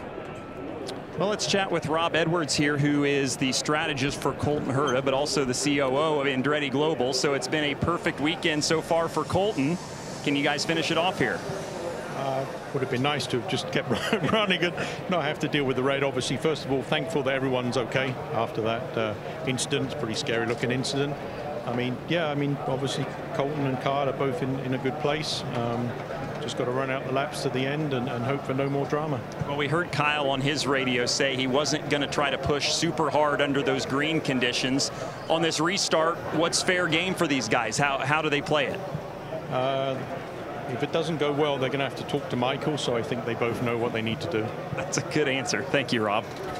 Yeah, remember, this is a team that hasn't won this season, so I don't think that's coincidence that Kirkwood wants to let everybody know, I'm a team player. And both he and Colton Herta are signed to long-term contracts, so it's in their best interest to make things work out. If the roles were reversed, I think it'd be a little bit different. If Colton was in second, I'd expect him to be a little bit more aggressive on the restarts than what we've seen out of Kirkwood so far. But maybe that's the alpha dog of the race team. I don't know. It looks too orchestrated to me. These restarts look like they've been formulated by the team. My point is, you can have a formula, but how many times have we seen the formula discarded by the drivers? Yep. It's definitely possible, but as you say, this team hasn't won this year. The expectation within this group is to win races, fight for championships. They know what they've got to do as a group. We're talking about drivers versus team owners. An emotional battle and tension that's been going on since the beginning of car racing. Well, let's hear from one of the drivers out in the previous incident with Charlie Kimball. That's right. I'm here with Kyffin Simpson out of the IndyCar medical unit. First off, are you okay? Yeah, I'm all good. Before I hit, so yeah, just unfortunate. I think we were pushing hard, trying to catch back up after having a tire going down earlier in the race, and just pushed a little bit too hard. And I think one of the wheels started locking up just as I was going into the braking zone, and just couldn't get it slowed down in time. So really sorry for the number 4 Junior Rewards crew for kind of messing it up, but we were just kind of pushing for whatever we could get there anyway. So yeah, it's unfortunate, but we'll move on. How was the track developing over the course of the race as rubber went down? It was actually developing quite a lot. It was getting quite a lot just rougher. Just all the grip, like all the bumps were getting a lot of rubber, and it was gripping up a lot. So that was something that we were kind of figuring out as we went. Awesome. Glad to see Kyffin Simpson's okay after that incident. As mentioned, really the first time he's made a significant mistake in his rookie year as a teenager, and there is a lot of work to be done by these crews. The hope was maybe a little bit of a break, because it has been a grind with lots of testing, preparing for hybrid introduction mid-season.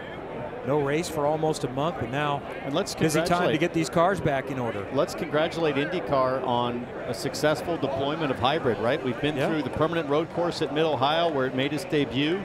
The short oval at Iowa had a couple of issues there, but more network related, not so much the system. And now we come to the punishing streets at Toronto, and James, pretty much thumbs up all the way around. The system has survived, it's working well, and they've done a great job. Yeah, they really have. And, you know, that's what 30,000 miles of testing will get you. It was a very comprehensive test program they put in, wanting to obviously get that done because of the mid-season introduction, right? They didn't want this to be something that played a significant part in the championship. And like you say, credit where credit's due. It's running very well at the moment. So red flag here with 13 to go. In case you're joining us late, here's how it's gone down. It took us a little while to get a green flag lap. This is the start of the race.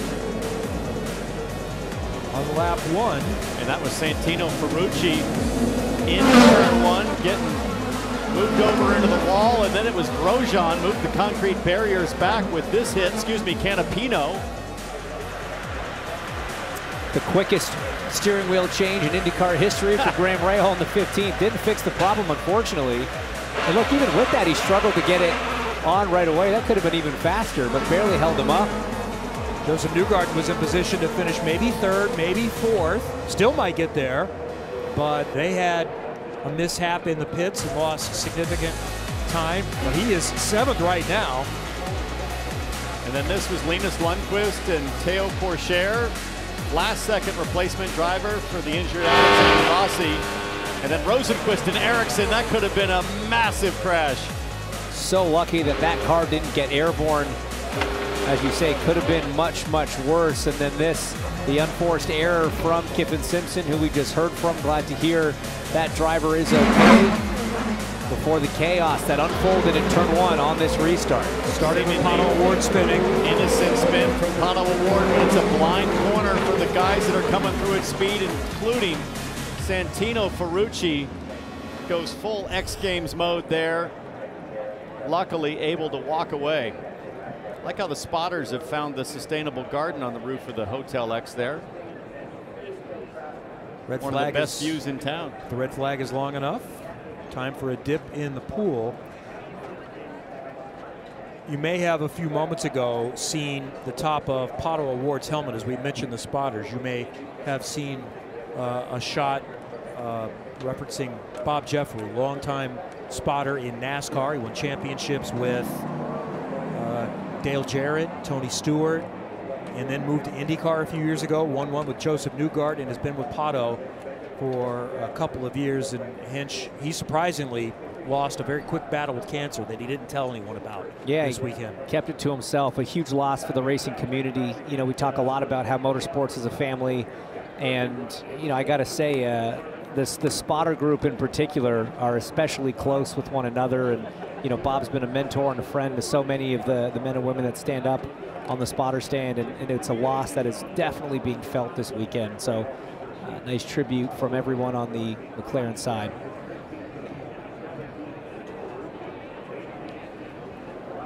Understand that we've got a driver willing to talk to the booth. Let's see if we can find McLaughlin. Hey, Scotty Mack, it's Townsend in the NBC booth. You copy? We will, of course, stay out. You go back around, and then we're going to go green. Don't want to interrupt the team communication as Kyle Moyer gives the information. Let's try him one more time. Hey, Scott, you copied the NBC booth. Not today. He was willing, we're just not able to make communication contact with him. Maybe if I put it on a post-it note and we get Dylan to walk it into the cockpit. Or just stick the mic in there. Look, guys, the other thing I want to talk about is how hot it is sitting in those race cars right now. That's what I was wondering. Your core temp is so hot. You've done, you know, a majority of the race. You've done 72 laps around this punishing track. The sun's out. It's 80 degrees Fahrenheit. It's the worst, the heat soak. The heat soak. The sweat just like pours on with your face. And look at how heavy Kyle Kirkwood is breathing. I mean, it's not a frequent breath, but when he takes a breath, it's a big one because he's just trying to get some air moving in there. It's you've got those driver fans that they put on, but when you're sitting there with the helmet, 4 layers of Nomex, it is so punishingly hot. And here is the next test for the hybrid. We've said they've gotten through a road course, an oval, and a street course. But even before the hybrid, there have been challenges restarting cars that have sat for a while. The Will Power drama at Detroit a few years ago. Yeah. Oh, yeah, I remember. He was standing next to me throwing water bottles at my feet. I remember it quite well as he vented at the end of that. So Cry me a river. It's quite comfy here in the booth. All right, Dylan, go ahead. Plenty of time under this red for driver and strategist communication. This was Brian Herta's pep talk to Kyle Kirkwood. Yeah, McLaughlin was pretty racy with Dixon there on that restart. He is on red tires now. Focus forward here, right? You can still win this thing, right? We'd just be smart. We'd be clean. And I think that's a good point. Is I don't think that there's actual team orders. It's just don't crash each other. So it's not like Kyle has to stay behind Herta. I think if he can make a move and make sure that it's clean, it's fair game. So just got to be calculated and smart about how they do this here with 13 to go. Hinch. Dylan's questioning whether or not there's any kind of team orders or agreement, but you're going full multi-21 on this. Multi-21, at least for the actual approach to the green flag. I think Rob Edwards said it best. Say, listen, you two monkeys screw up. Michael's going to be the first to. And I've sat in those meetings. I've seen that. I know what angry Michael Andretti is like, and that's not something any driver wants to deal with. Remember, guys, back to Mid-Ohio a few years ago when it was Grosjean and Hunter Ray, Rossi with side-to-side contact. Michael Hunter Ray wasn't involved in that. Furious, was he not? He was not on the team. No, at the time. Devlin, DeFrancesco was involved. I just remember Rossi, Michael Hunter, was furious. Yeah, he called them all in for a meeting. Yeah, I think Colton was the only one that didn't hit another Andretti car that weekend. But the longer this red goes on, the more if I'm Kyle Kirkwood, I'm like, hey, wait a second. I'm P2 right now. I've been right on Herta on the restarts, giving him a gap. What if I close that up? Maybe I can kind of tiptoe out of here with a win. Maybe. Yeah, like I said, speaking of the devil, here's Michael. Look, he's going to talk to everybody right now. Let's make sure we're crystal clear, boys, on how this is going to work. Like I said, I don't think there's team orders in terms of, he's catching up with Marcus Ericsson there. I'm not sure there's team orders in terms of don't race. I just think that they've spoken about the gap on the initial restart coming out of 11. That's my theory. It's a conspiracy theory. It's pure speculation. I know you're not supposed to do that in this job, but throwing it out there. Good to see Ericsson walking around and okay. Michael making the effort to run up to his driver and check in on what he saw.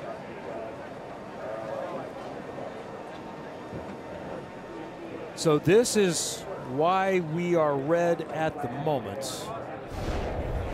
You don't normally see the road racing or street racing. The Pato Award right up ahead of Alex Palou. He was running in 6th at the time, lost it. And then there was no room to get by for many, including Santino Ferrucci, who takes a ride. And an A.J. Foyt racing car for the second week in a row is upside down. Boy, the fencing did a great job, James, to just contain the car of Santino Ferrucci. As luckily he goes flat side down to the fence. But I know the promoters here have invested massively in the very latest circuit equipment. Right on board with Pato Award once again.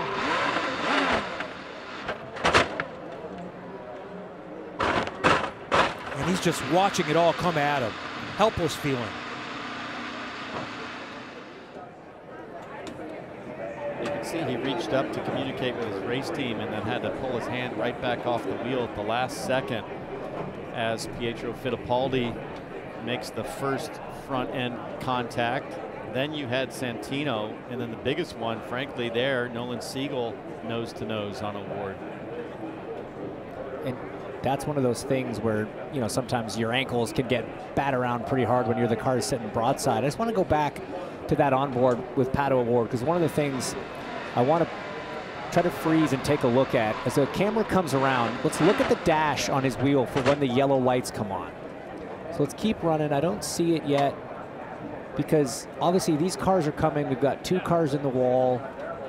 The third contact, and see, it was almost right.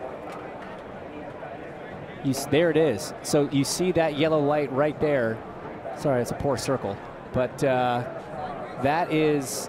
But we don't know if there was a yellow flag out locally. You would before assume the full course caution was released. Either way, it all happened so fast. I wasn't trying to accuse anything on that one. I'm just curious as to when the dash lights would have come on for the drivers. And the guy that took the biggest ride is down with Charlie. That's right, Santino Ferrucci, a big ride in that 14 car. What'd you see and what did it feel like? Yeah, first off, you know, I'm very, very thankful to IndyCar and the medical team. You know, cars are so safe. To have a scary accident like that, just to walk away fine. You know, I tell my wife, Renee, I'm fine. So don't worry too much. I know you're not here. But no, I never saw Pato. Actually, at the start of the race, I had the steering wheel bend, trying to avoid, actually, of all people, Pato, and just we were left hand up, right hand down. So when I came through there, I never saw Pietro clip him, and you know, nothing on the spotters. There was no yellows, no nothing. So I didn't know to check up, and yeah, just super unfortunate. You know, obviously trying to take care of equipment, trying to have a recovery day, and yeah, just a bummer. But hey, man, we're going into a couple ovals. We'll recover there and go for some wins. You guys have been racking up top 10s coming into today. You were top 10 in points. When you look at those short ovals that you enjoy so much coming up, where does your mind go for the end of the season? Yeah, obviously full steam ahead. Obviously, I'm just, you know, I'm devastated for the guys. You know, it's not what we want to do here at AJ Foyt Racing, and yeah, I think we'll make it back, going to Gateway, Milwaukee, and Nashville, and also I love Portland. It's a fantastic track, so just make the most of it the rest of the series. We've accomplished a ton. I can't thank this team enough for the stellar year we've had, and you know, it's nothing to be lost there at all. Well, thanks. I'm glad you're all right, Santino.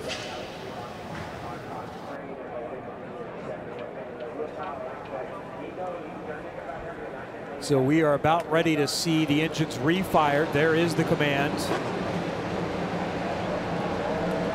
Let's hope they all go.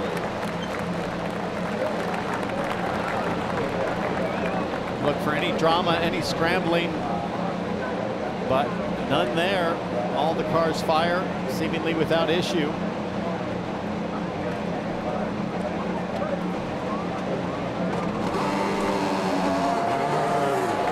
So we're back to caution while we get set to go green again. Let's hear from Pato O'Ward. Yeah, outside the medical center. First off, Pato, you okay? Yeah, I'm fine. So what happened there? What caused that initial spin? Do you know? I had rear locking, spun, and that's pretty much the end of that. Yeah. It's not a fun watch, I'll warn you. It gets pretty exciting here. But at this point, are you just a sitting duck?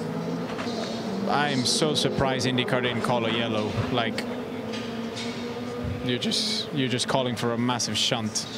They had a solid 5 seconds to call yellow and tell everybody that was coming, but. Yeah, I'm glad everybody else that was in it is fine. Sorry for the team. Obviously, we were having a better race than what we've had all weekend. It's been miserable. So, yeah. Well, most importantly, you're all right. Thanks, Pato. It ends a string of pretty solid results for Pato O'Ward. He was in play to maybe finish 6th, 7th, something like that.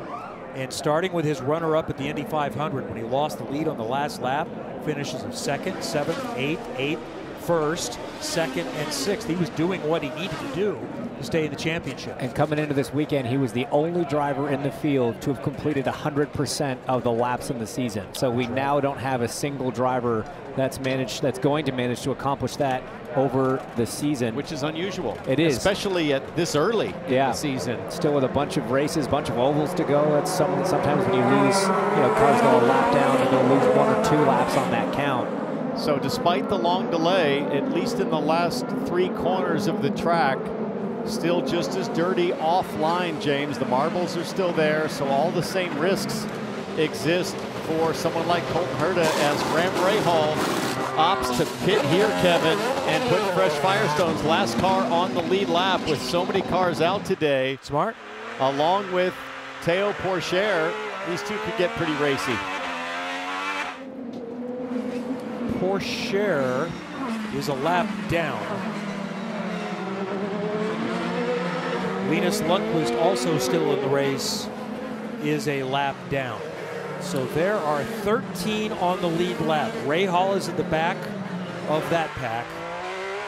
And Toby Sowery also is the 3rd in the race, a lap down. So 16 cars are still running.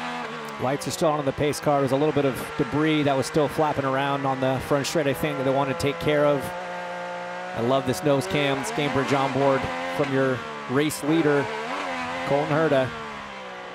Looking to bring it home for the first time this season. Guys, just taking a look at the points. You know, we heard Charlie mention in the conversation with Ferrucci that top 10, and we spoke to him before the race. He just wanted to hang on to it.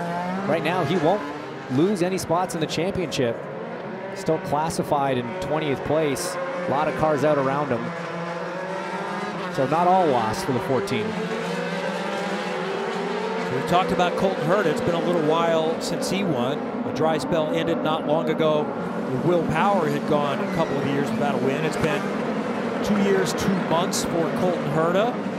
For Kyle Kirkwood, he won twice last season, both on street courses, but has not won this season. Up in the front, we've got the top 2 looking for the first win of the season. Everybody behind from 3rd through 7th has a win. Malukas hasn't won yet in IndyCar. And the same with quite a few on down the line.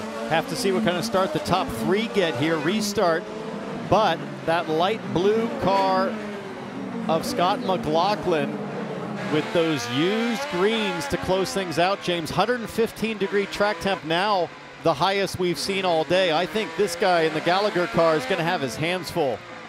I think he is, but they're also going to come in a little bit quicker potentially. As we take a look at the push to pass remaining, push to pass not available on the first lap of the restart, but the leaders have plenty to play with, Kev. So we know the Andretti cars are going to work together. I feel there's a lot of pressure on Kyle Kirkwood to keep Scott Dixon behind him. That's the buffer. Herta, Kirkwood, Dixon. The blue car in 4th is McLaughlin. 10 to go in Toronto. Here we go again, and it's another big jump for Colton Herta. Kirkwood seems safe. What kind of run can Dixon have? First into 1, then into 3.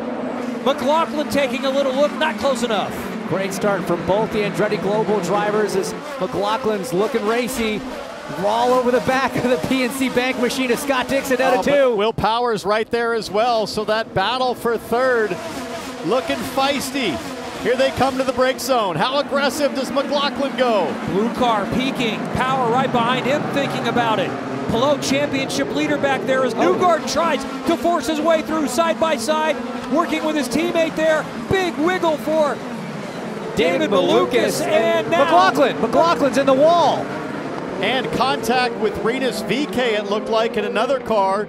And this could be another full course caution. If he can't fire that thing up, it is probably pretty damaged. Yeah. We see it there, full course caution on the board. Joseph Newgarden was trying to make a move on Pelot. It had gone wide. Then Malukas chucked it up the inside of the hairpin. They were side by side through 4. Malukas got ahead. And then we saw Newgarden fire back into turn 5, all while ahead of them. Scott McLaughlin has found his way into the turn 5 wall, and big damage right rear down for Joseph Newgarden. Wow, for Team Penske in 1 lap. They go from decent finishing, decent points. Newgarden should be able to continue, but at the back. But for Scotty Mack, day over. Look at that right front folded up. How did this happen?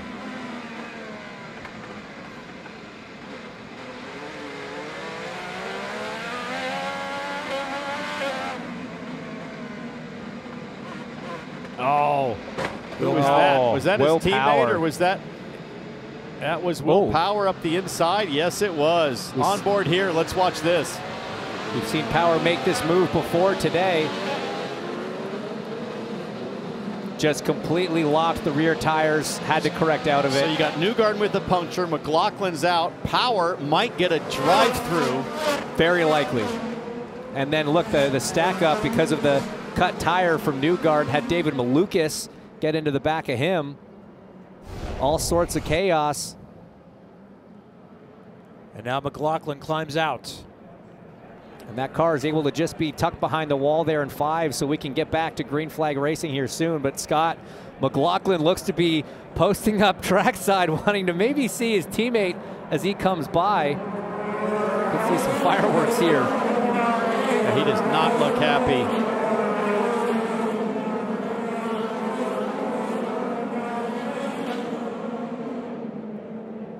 Let's watch Scott McLaughlin. All right, let's check in with Charlie real quick. That's right, the 2-car comes in. They go to alternates, used alternates on the 2-car. Clean stop, a little slow into the box because the 21 of Rinus VeeKay was changing the front wing in the box behind. So while Newgarden catches up, let's watch for Will Power to come around. They're entering 3 under caution. McLaughlin is waiting, we think, turn 5. There he is. I'm giving credit to the AMR safety team for letting him stand there. No helmet or Hans in hand. Here he comes. Just some applause for his teammate.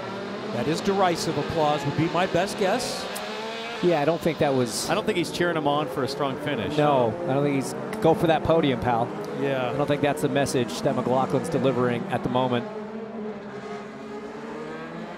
Be a heated debrief back in the Penske engineering truck. I mean, look, Power came from a long way back in what's a pretty short brake zone. Without the rear locking, yeah, I mean, he got there, but he just did not get there with control. And like you say, Townsend, I would not be surprised if there's a penalty coming down. And if there is, who moves up another spot? Alex Palou. He does it again. What does he do?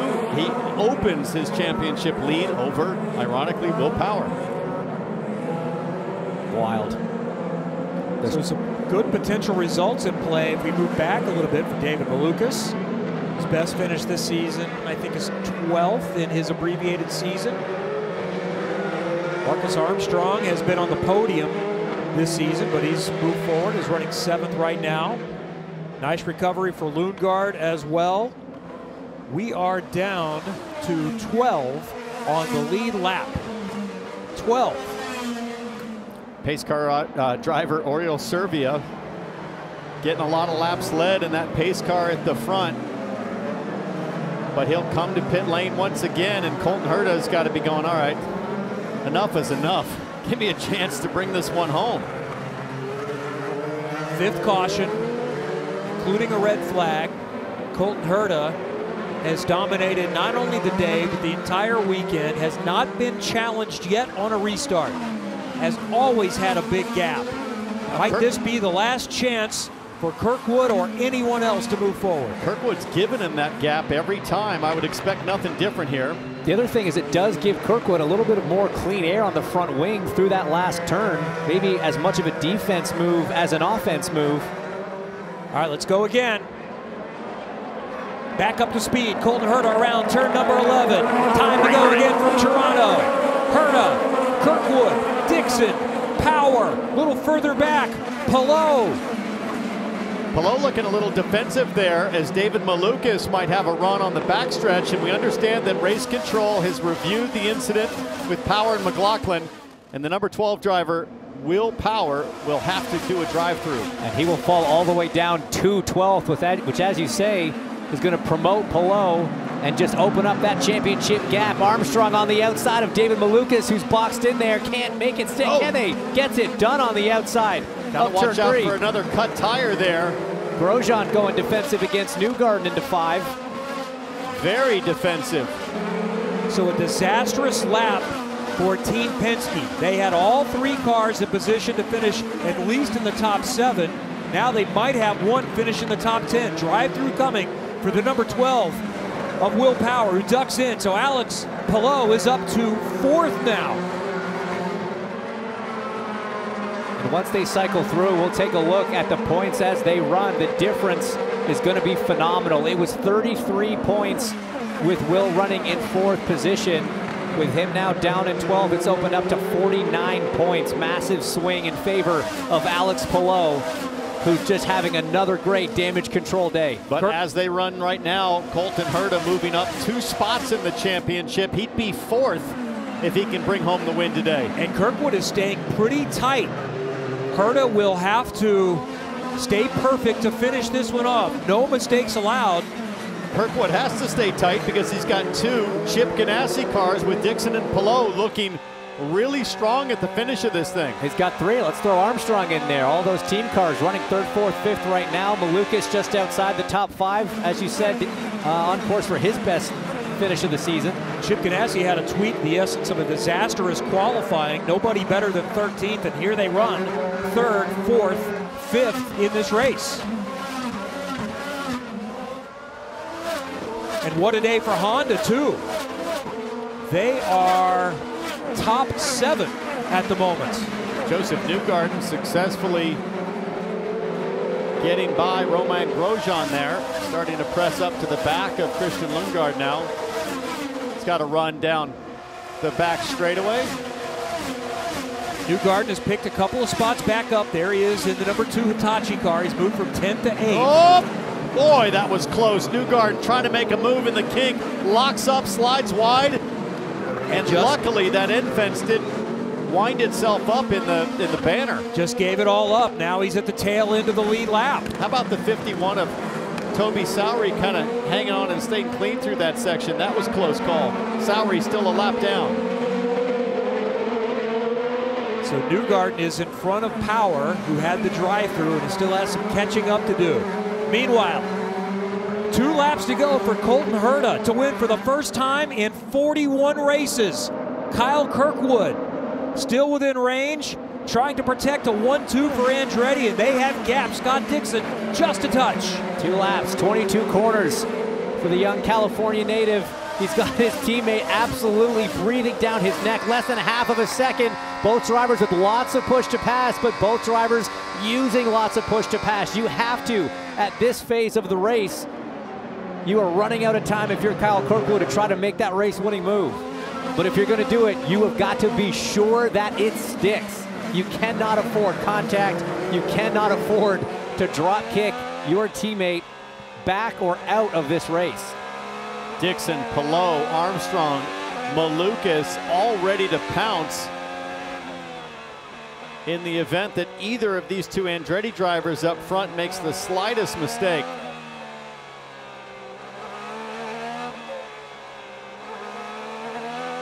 David Malukas back there in 6th with an opportunity to convert on a result. What a find he has been.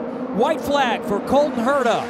Under 2 miles to go to get back to victory lane for the first time in more than 2 years.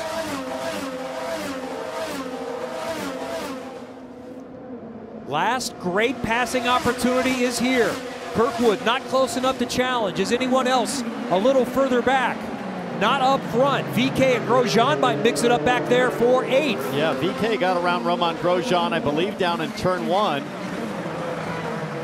But Colton Herta doing everything right all 3 days of the weekend. Michael Andretti won here 7 times, more than anyone else. Has won once as a car owner, has not had a win this entire season. They've been quick, especially on street races. Today in Toronto and this weekend, they put it all together. Colton Herta dominates the weekend, leads every session for the first time in IndyCar history, and Herta has won for the first time in over 2 years. It's a 1-2 for Andretti Global in Toronto. Been waiting a long time to do those victory donuts. We know it's going to lead to some victory tacos later in the night, but no-hander too. Steering with his knee, California style. This checkered flag moment is brought to you by Advanced Auto Parts. These are proper. Yeah, he wants to make sure there's no tire left on that rim when he gets back to pit lane. There's some anger in that right foot. A lot of frustration coming out. I think it's just relief. You know, it's like you say, it's been a while since 2022. Sure. Hasn't been able to convert a couple of those poles, 2 race wins, but finally today getting it done with authority, through starts, through restarts, through red flags. Everything today on track, on pit lane. This team executed perfectly. He had not won the last 6 times he won pole, but that's still the preferred spot. Of Colton Herta's 8 wins, 5 have come from the points. Hey, it's a lot easier to do it from up front as the packed Toronto crowd cheers for today's winner. I think everybody that came out today was definitely treated to an exciting race. Well, and last street race of the season, right? Last chance to, if you're Colton Herta and Andretti, you know you're strong. You've been the best in terms of raw speed of anybody this season on this type of track. If they didn't get it done today, we're talking 8 or 9 months until their next chance in St. Pete in 25. It's also the best finish of the season for Kyle Kirkwood. His first podium after winning on street courses twice last year. The only winner for Andretti in 2023. Maybe also of a note, first win since they've rebranded Andretti Autosport for so many years. Andretti Green before that, now Andretti Global.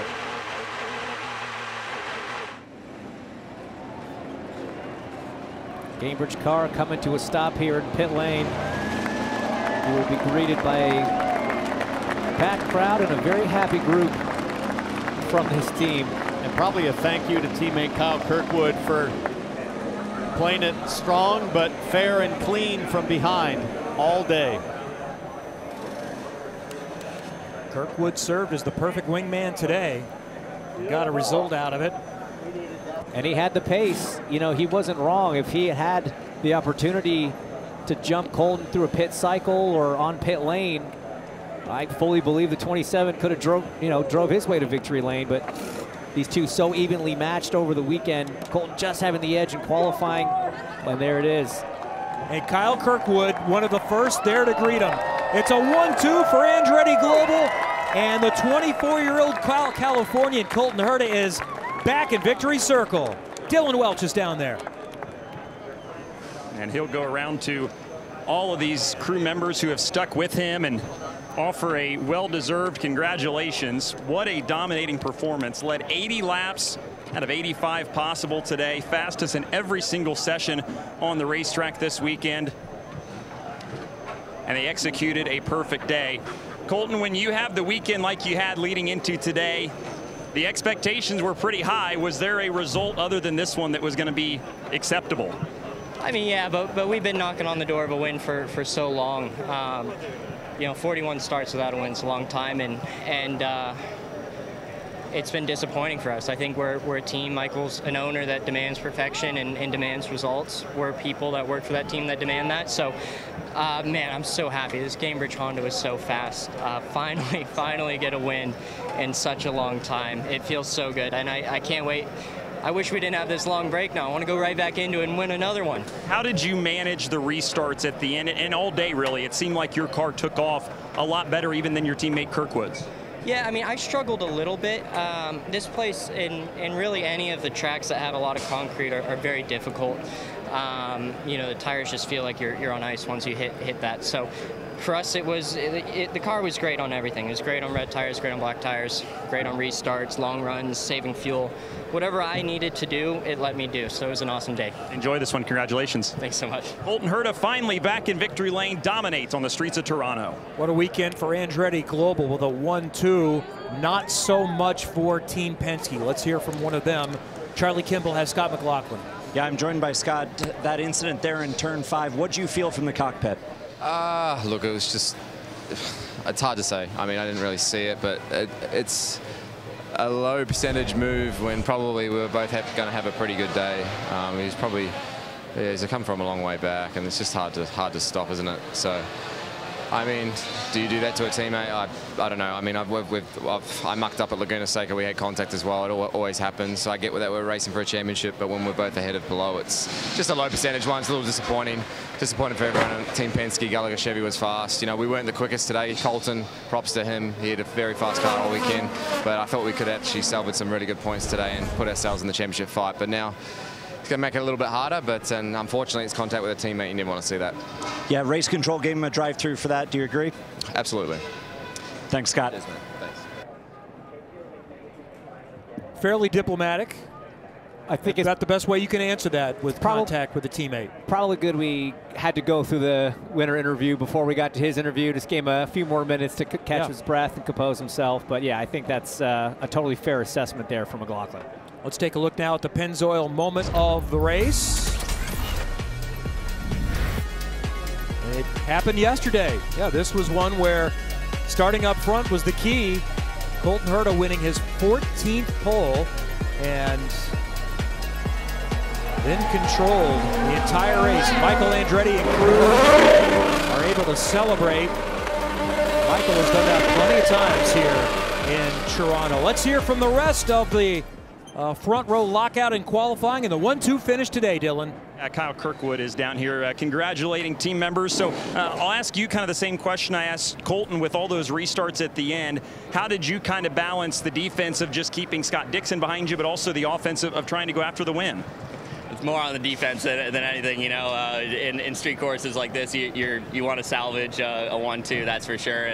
And putting us at risk was just not the move today. So, you know, I played a little bit more defense, so you probably noticed the restarts. Yeah, so super happy with second place, though. You know, like this was the goal today. Colton obviously got the pole. He was deserving of the win today. Led the entire race, and it was really strong all race long. I think we had better pace on restarts and maybe end of stints, but ultimately, I mean, just Andretti Global deserved this win today, right? It was a group effort today. It was a group effort between Colton and I, a 26 and 27 crew working together to fend off other people as well. So, and everything was executed well. You know, our cars have been solid all weekend long, and I'm glad that we led all sessions, and now we are able to lead the one that really counts. So hats off to the 27, 26 crew and Andretti Global. Yeah, really good run today for Kyle Kirkwood. Let's grab the boss here, Michael Andretti, who won here 7 times as a driver. This is how you draw it up, right? A perfect weekend for Colton. Kyle finishes second. It was a great weekend for you guys. Oh, it really was. I'll tell you, we needed this so bad. You know, we've been competitive all year, but just haven't been able to get the final result. But, you know, come out of Toronto with the 1-2 is awesome. Feel bad for Marcus. I think he was on a shot at the podium there at the end. So, but, yeah, it was a big day. Big day for sure. Great day for Michael Andretti and all of Andretti Global. His cars go 1 and 2 in Toronto. And Colton Herta becomes the 7th different winner this year in the NTT IndyCar Series. Here is how they finished. See David Malukas there with a strong 6th place.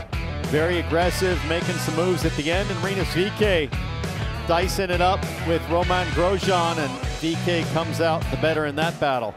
Christian Lundgaard, nice comeback from where he started. And then you look back to page 2, a couple of Penske's, but most importantly, or most significantly, we only had 15 cars running at the finish. So many retirements, definitely a rate of attrition. Credit to the rookies there, 13th, 14th, and 15th, all a lap down, but all surviving the streets of Toronto, including Théo Pourchaire, who of course is filling in for Alex Rossi on a last-minute call. You go to that last page, more retirements from more contact and issues on the track. We talked about the unforgiving concrete, Kevin, at the start of the day. So many of the drivers found the walls today. Luckily, nobody hurt. And no urgency, that's still expensive, but no time urgency to rebuild things. A little bit of time off, but a lot of race cars to be repaired. Back down to Charlie. That's right, I'm here with Scott Dixon. You came all the way from, what, row 8 to finish on the podium. How do you do that so much? Well, you know, I think we were a little bit confused when everybody decided to go on the black tires at the start, so that threw us off a little bit, but we continued just to save fuel. Once the, you know, some of the traffic got out of the way, we probably made, I think, a pass or maybe 4 or 5 on the start and then the restart. And then as soon as we got clean air, we could run, you know, low 61s right out of the box and just jumped everybody. So I think if we had another sequence, we got to the leaders, but we needed you know, another 20-lap race there to get them, I think, on the next sequence. But kudos to everybody on the PNC Bank number 9, and you know, Honda, as always, it was fun to drive, and the fuel mileage was mega, man. Now that moves you up to 3rd in the championship. You got eyes on your teammate Alex Palou for that Astor Cup at the end of the year. Yeah, he, you know, some people cleared out of the way in the last sort of 10 laps for him.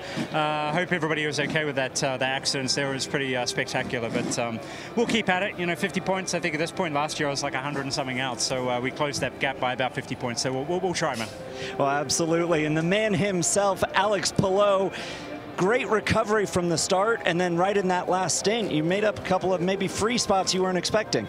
Yeah, I mean, we just were there and waiting for somebody else to make those mistakes. So I did it in Iowa, so not here today. So the car was great. It was a shame that we had to start from 18th, but the car was amazing, super fast, super easy to drive. So yeah, glad we finished in the top 4, 3 cars in the top 5 for the team, and yeah, getting happy for a little bit of 2 weeks of rest. Well, 49 points between you and second place. Does that change your mindset for the last few races, especially with ovals coming up? No, absolutely not. I mean, the goal is still the same, to win as many races as possible. Race by race, there's still a lot of races and a lot of points to play, so we need to keep doing what we're doing.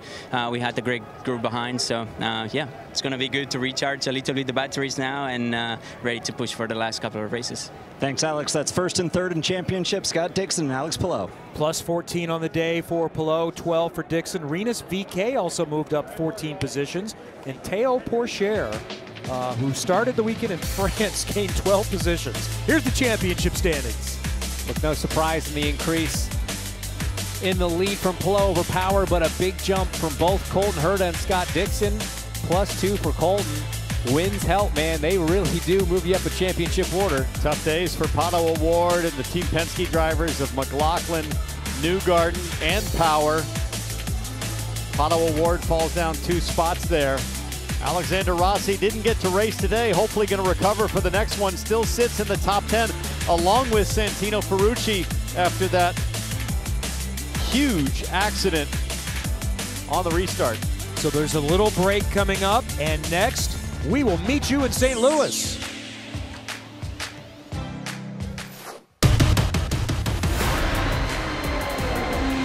Guy turns on me. Unbelievable.